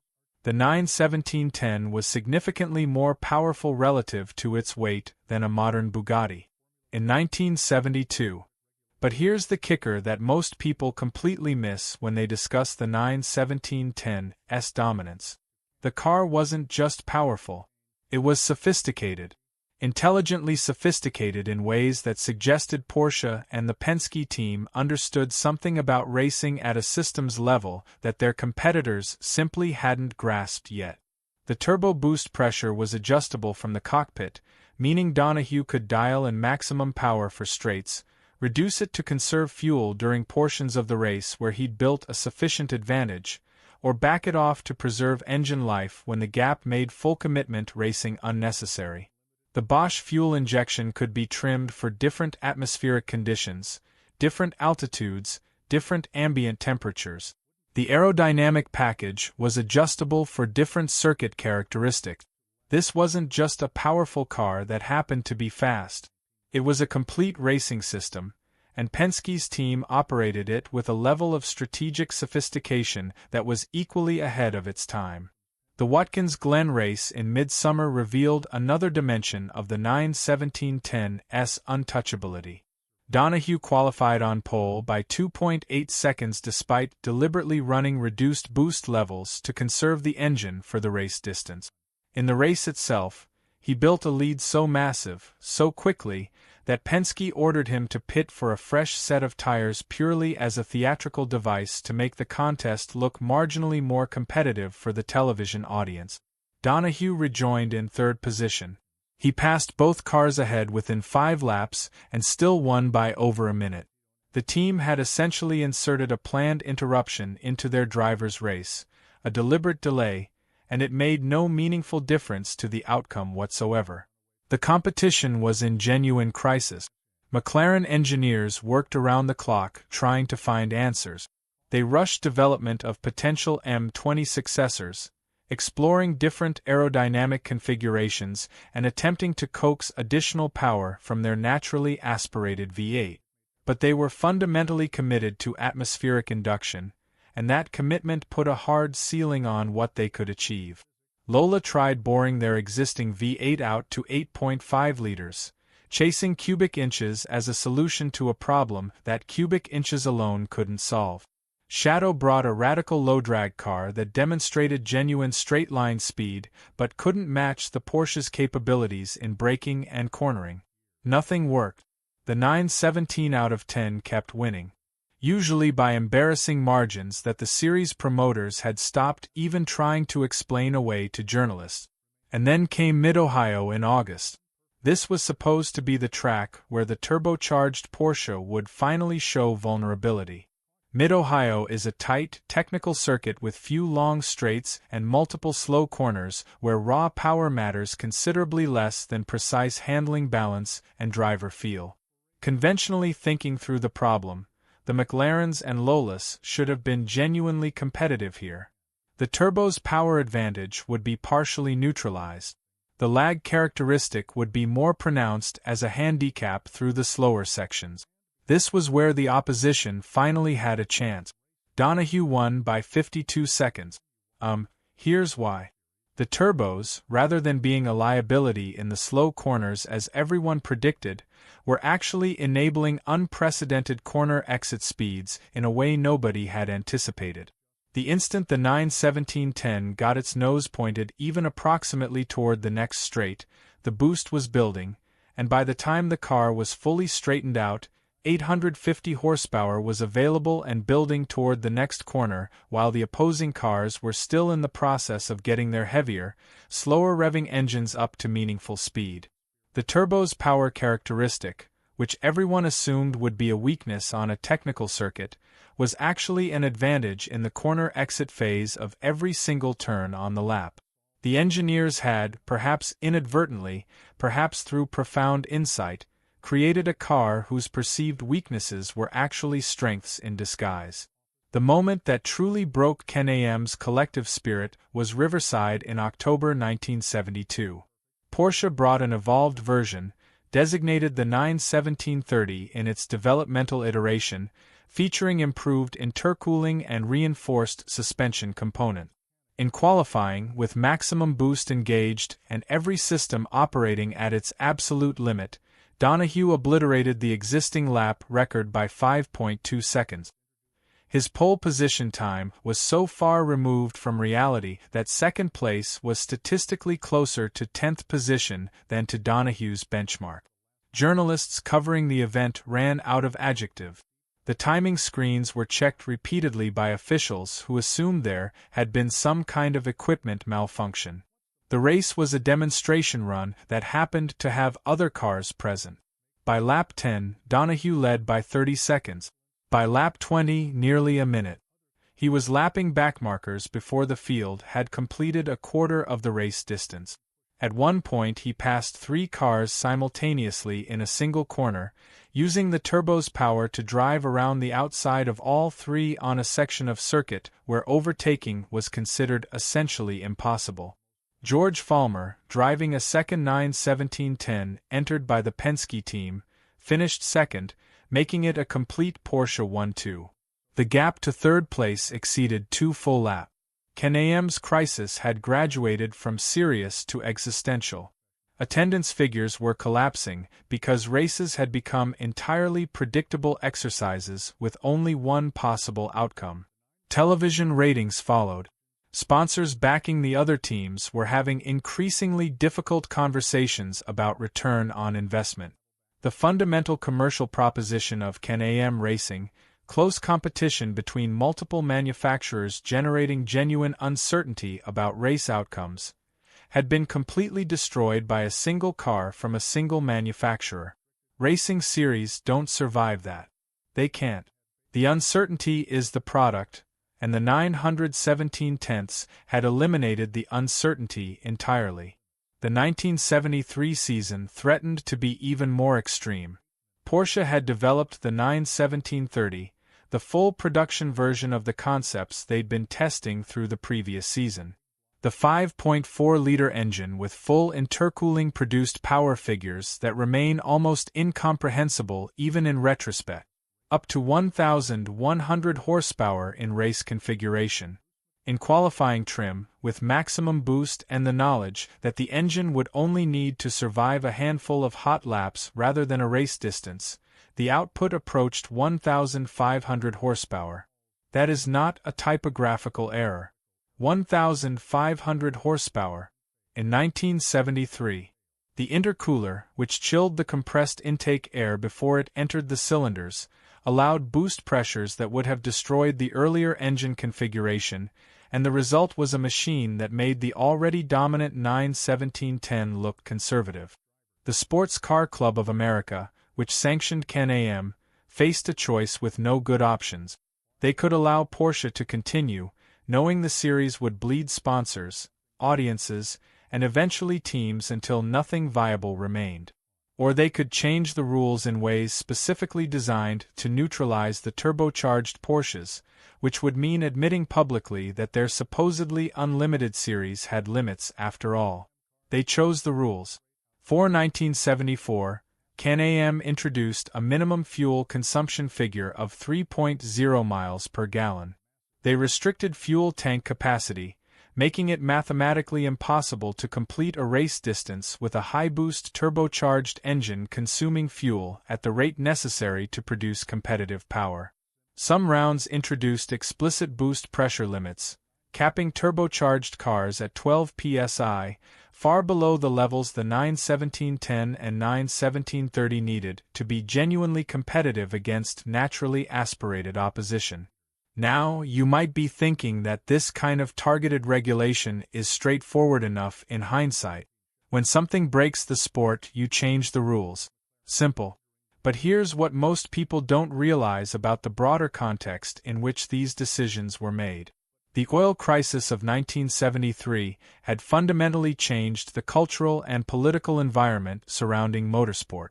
Suddenly, racing cars that consumed fuel at extraordinary rates seemed not just uncompetitive for other teams but genuinely irresponsible in a public relations sense. Major sponsors began questioning whether association with fuel-hungry racing programs aligned with their corporate communications in an era of petroleum scarcity and dramatically rising energy costs. The combination of targeted technical regulations and external economic pressure created a perfect storm that the 917 program simply couldn't survive. Porsche, reading the landscape with characteristic pragmatism, withdrew from Can-Am after establishing dominance through the 1973 season. The series limped forward with the new regulations in place but never recovered the commercial momentum or the technical excitement that had characterized its peak years. Teams that had invested in Can-Am programs redirected their resources. Manufacturers that had been considering entry reconsidered. The very qualities that had made Can-Am compelling, the unlimited technical freedom, the enormous power outputs, the genuine engineering warfare between manufacturers, had been regulated out of existence by the necessity of containing a single car. The 91710's impact on the broader trajectory of motorsport was seismic and remarkably far-reaching. Here's the thing that most automotive historians don't give sufficient emphasis. The 91710 didn't just win races. It proved, conclusively and irrefutably, that turbocharging was viable for sprint circuit racing at the highest level. That proof had consequences that rippled through motorsport for decades. Within 5 years of the 91710's dominance, turbochargers began appearing in Formula One.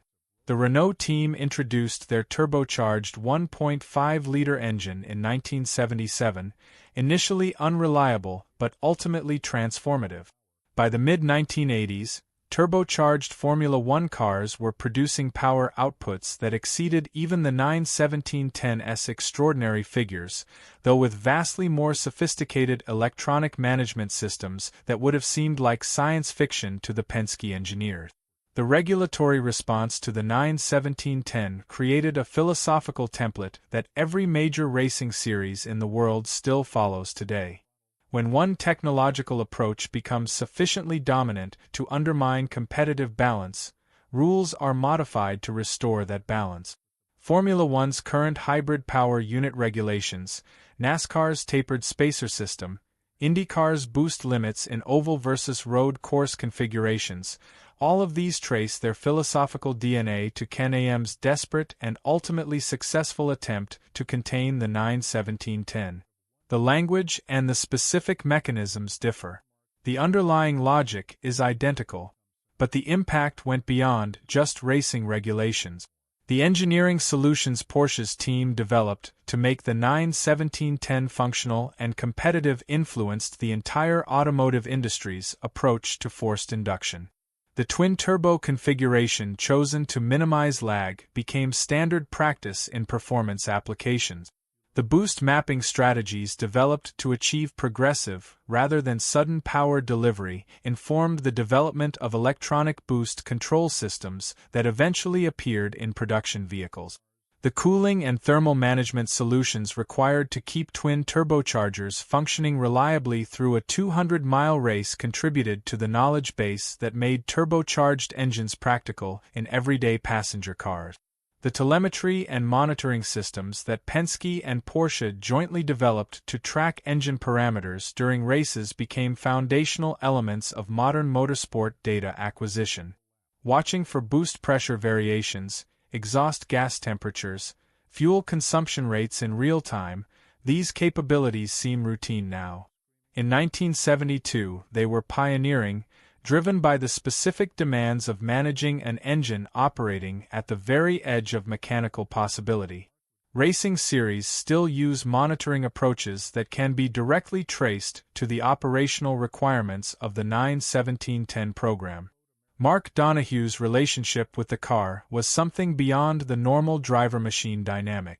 He tested obsessively, logged thousands of development miles, contributed engineering insights that the Porsche team's own specialists incorporated into subsequent development directions. He understood the car at a level of technical intimacy that few drivers of any era have achieved with any machine. His feedback about boost progression, about the lag characteristics at different throttle opening rates, about the chassis behavior under the specific loading conditions created by the turbo's power delivery, directly influenced how Porsche's engineers refined the system through the 1972 season. When Donohue spoke about the experience of driving the 91710 at full chat, at maximum boost with everything working correctly, He described it in terms that suggested the car existed in a performance register that other vehicles of the era simply didn't inhabit. Not faster in the conventional sense of faster, but operating according to different rules, as if physics itself had been renegotiated somewhere in the development process. The car didn't feel like it was going faster than other cars in the series, he said. It felt like other cars were operating under additional constraints that the 91710 had somehow been exempted from. That description, from the most analytically precise driver engineer of his generation, tells you more about what the 91710 actually was than any specification sheet can convey. 6 original 91710 chassis survive in various states of preservation. The most historically significant example, chassis 917/10-002, the car Donahue drove to multiple victories including the decisive Riverside round, sold at auction in 2021 for $5.8 million. Sitting static in a museum environment, it radiates a kind of contained menace that's unusual in historical racing cars. The massive turbo plumbing dominating the rear deck. The impossibly wide rear tires that look like they belong on a different vehicle category entirely. The angular, aggressive bodywork that somehow manages to look fast from every conceivable angle even when it's standing completely still. There's a purposefulness to the design that communicates its intentions without ambiguity. The legacy of the 91710 extends into territory that its creators almost certainly didn't anticipate. Modern racing series have entire regulatory departments whose primary function is what's sometimes called anticipatory governance, identifying technological approaches that could become dominant before they do and building limitations into the rules before any team actually develops them to problematic levels. The FIA's Formula One technical regulations run to hundreds of pages covering details that would have seemed absurdly prescriptive to the engineers who built the 91710. Every one of those pages, every one of those restrictions, represents a lesson learned from a situation where unlimited freedom produced a result that was incompatible with competitive sport. The 2022 Formula One season saw the introduction of cost cap regulations limiting team annual spending. The reasoning behind those regulations, that unlimited financial resources produce unlimited competitive advantages that eventually destroy the sporting proposition, is philosophically identical to the reasoning Can-Am's organizers applied when they introduced fuel consumption limits in 1974. The technology has changed. The budgets are vastly different. The sport and the era are separated by half a century. But the core problem and the core regulatory response are the same. One entity finds an approach that generates such overwhelming advantage that competition becomes meaningless, and the sport responds by constraining the approach. The 91710 established that pattern in its most pure and undeniable form. Roger Penske, who built one of motorsport's most successful organizations across more than 5 decades of competition, keeps a photograph in his office. The 91710 at Road America, half a lap ahead of the entire field, turbos glowing cherry red in the late afternoon light, Donahue barely visible through the wraparound windscreen. Penske has described it as the car that killed Can-Am and simultaneously birthed modern motorsports' regulatory philosophy. That's a more precise and insightful observation than it might initially appear. The 917 out of 10 didn't just dominate. It demonstrated a principle. And demonstrating principles, even destructive ones, has consequences that outlast the demonstration by decades. The emotional response to the 91710 among people who witnessed it in period is notably consistent regardless of whether the witness was a fan, a journalist, a competitor, or a series official. Everyone describes the same strange combination of awe and unease. The car was undeniably spectacular. It was visually dramatic, orally overwhelming, and technically impressive in ways that were apparent even to casual observers who couldn't articulate why. But it was also deeply unsettling, because everyone present understood on some level that what they were watching wasn't competition in any meaningful sense. It was demonstration. It was proof. And proof, however impressive, isn't what people come to a race to see. Here's what Motorsport had always promised its audience. The outcome is genuinely uncertain. Anyone in the field might win. Skill and strategy and mechanical reliability and fortune would combine in unpredictable ways to determine who crossed the finish line first. That promise, that fundamental uncertainty, is what generates emotional investment in the spectacle. You can't be invested in an outcome you know in advance. The 9/17/10 destroyed the uncertainty so completely that the promise became impossible to make in good faith. Race organizers couldn't tell sponsors, television partners, or ticket-buying fans that the event they were funding or attending had an uncertain outcome. Everyone knew who was going to win before the cars left the grid. This is where it gets really interesting from a broader cultural perspective. The 9/17/10's dominance occurred at a specific moment in North American culture when attitudes toward unlimited corporate and technological power were shifting significantly. The early 1970s saw the emergence of various consumer protection and environmental regulatory frameworks, all premised on the idea that unlimited pursuit of performance or profit in any single dimension created externalities that harmed broader systems. Can-Am's experience with the 9/17/10 was, in microcosm, precisely analogous to these broader cultural debates. Unlimited technical freedom produced results that were impressive but systemically harmful. The response was regulation designed to restore balance. The conversation happening in Can-Am's paddock in 1973 was, structurally, the same conversation happening in legislative chambers and corporate boardrooms across the continent. Now, you might be thinking that this is making too much of a racing car, that there's something overblown about treating a motorsport regulatory dispute as culturally significant. And look, I understand the objection. But here's the thing. The 9/17/10 story endures not because people are interested in Can-Am regulations from half a century ago, but because it encapsulates a genuinely universal question about the relationship between excellence and competition. What happens when something becomes so good at what it does that the system built around it can no longer function? The answer, in racing as in other competitive domains, is always some version of the same thing. The system changes or the system dies. The 9/17/10 gives us that answer in pure, crystalline form. Uncomplicated by human factors like political rivalry or personality conflict. Unambiguous in its causation. Porsche built a car that was too good and the sport changed to survive. Every element of the story leads logically and inevitably to that conclusion. Understanding it tells you something important not just about racing, but about the fundamental tension between optimization and coexistence that runs through competitive systems of all kinds. Donahue himself reflected on the season with an honesty that was characteristic of him. He wasn't someone who embellished or dramatized. When he said that they had built the ultimate race car, that it was too good, that being too good destroyed the thing it was built for, he was making an observation rather than offering a lament. He understood the logic.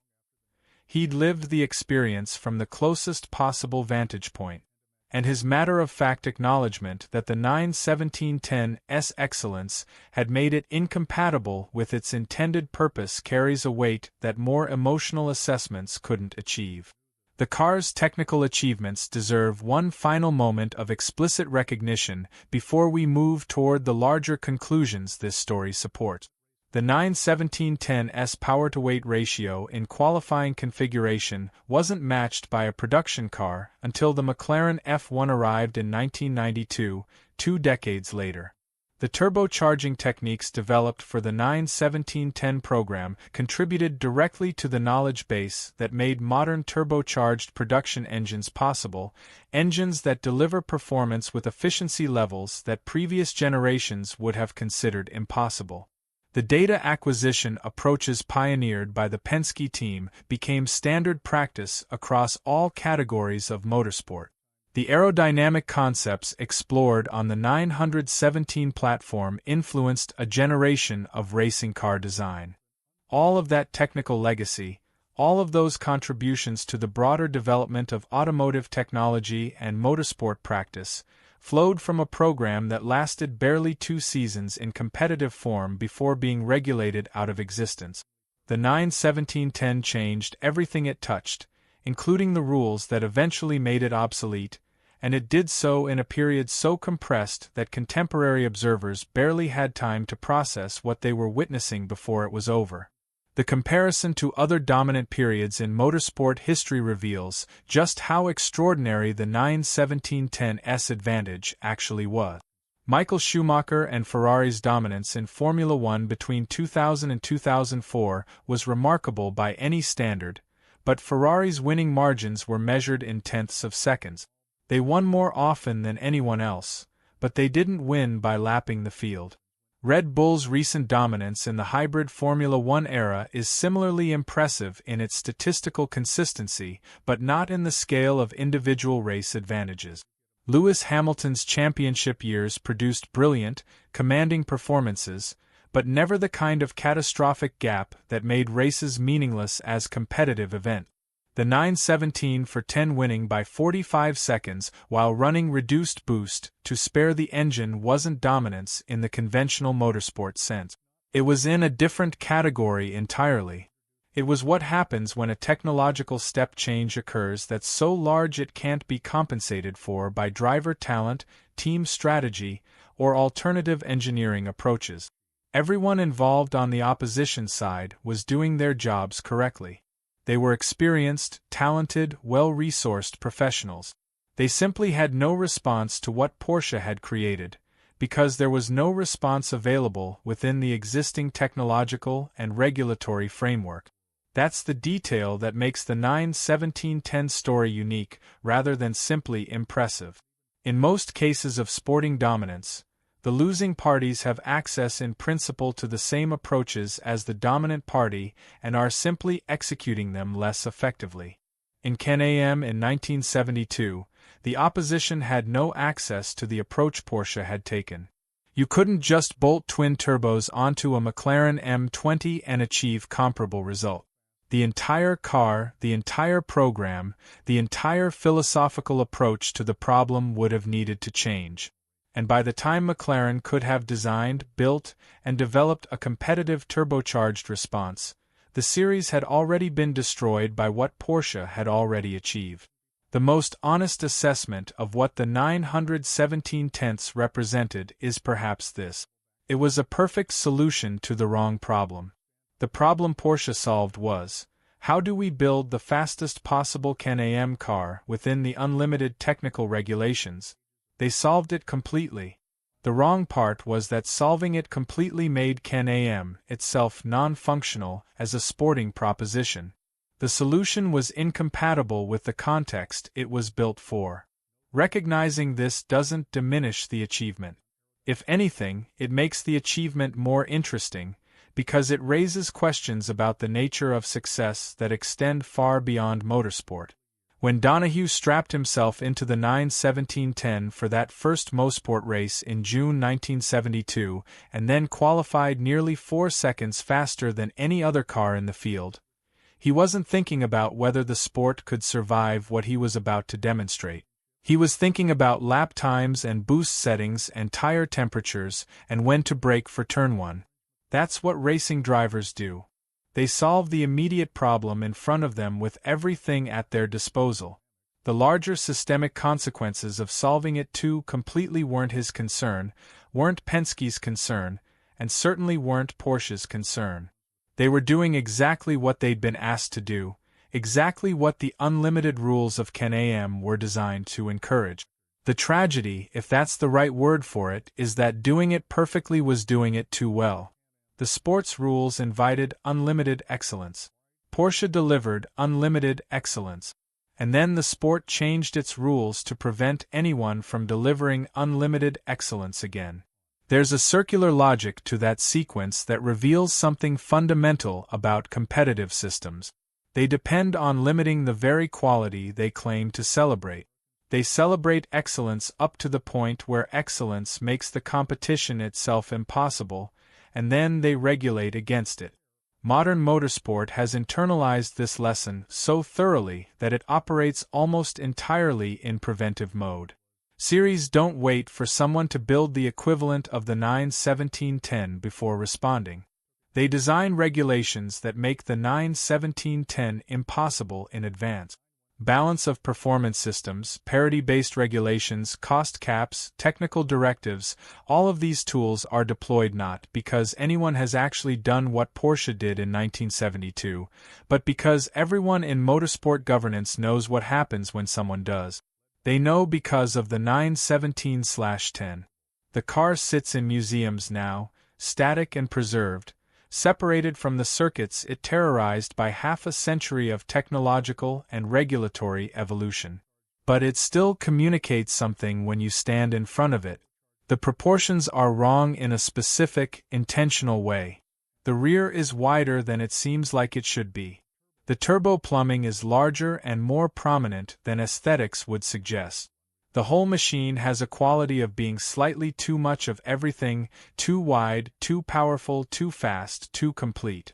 It was designed without the instinct to hold anything back, without the regulatory framework that tells modern race car engineers to stop before they've used everything they know. That quality, that absence of restraint, is what made the 917 out of 10 historically significant rather than just historically successful. Plenty of cars have won races. Plenty have dominated seasons.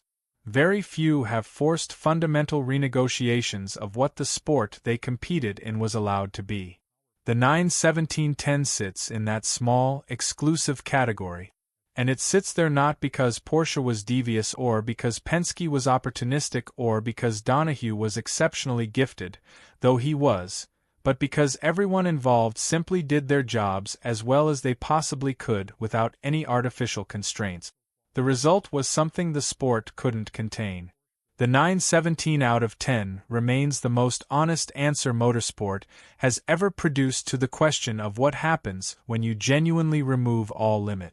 The answer isn't thrilling competition elevated to its highest possible expression. The answer is a machine so superior to everything around it that competition itself ceases to exist. What's left is spectacle without uncertainty, demonstration without drama, speed without sport. Impressive, yes. Unprecedented, absolutely. But ultimately incompatible with the fundamental premise of racing, which is that the outcome should not be known before the cars leave the grid. Porsche built the greatest race car ever made. And in doing so, they built the last truly unlimited race car. Everything that has come after has been designed within constraints that exist, in some part, because of what the 91710 revealed about what unlimited truly means. That's a legacy far larger than any trophy, any lap record, or any championship result. It's a lesson written into the regulatory fabric of every serious racing series on the planet, a lesson that cost Can-Am its existence to teach, but that motorsport has been learning from ever since. What's the most dominant race car you've ever seen? Drop your answer in the comments below. And if you enjoyed this deep dive into the machine that literally broke motorsport and remade it in the process, make sure you subscribe to Legacy Motoring for more stories about the cars, the engineers, and the moments that changed everything. Until next time.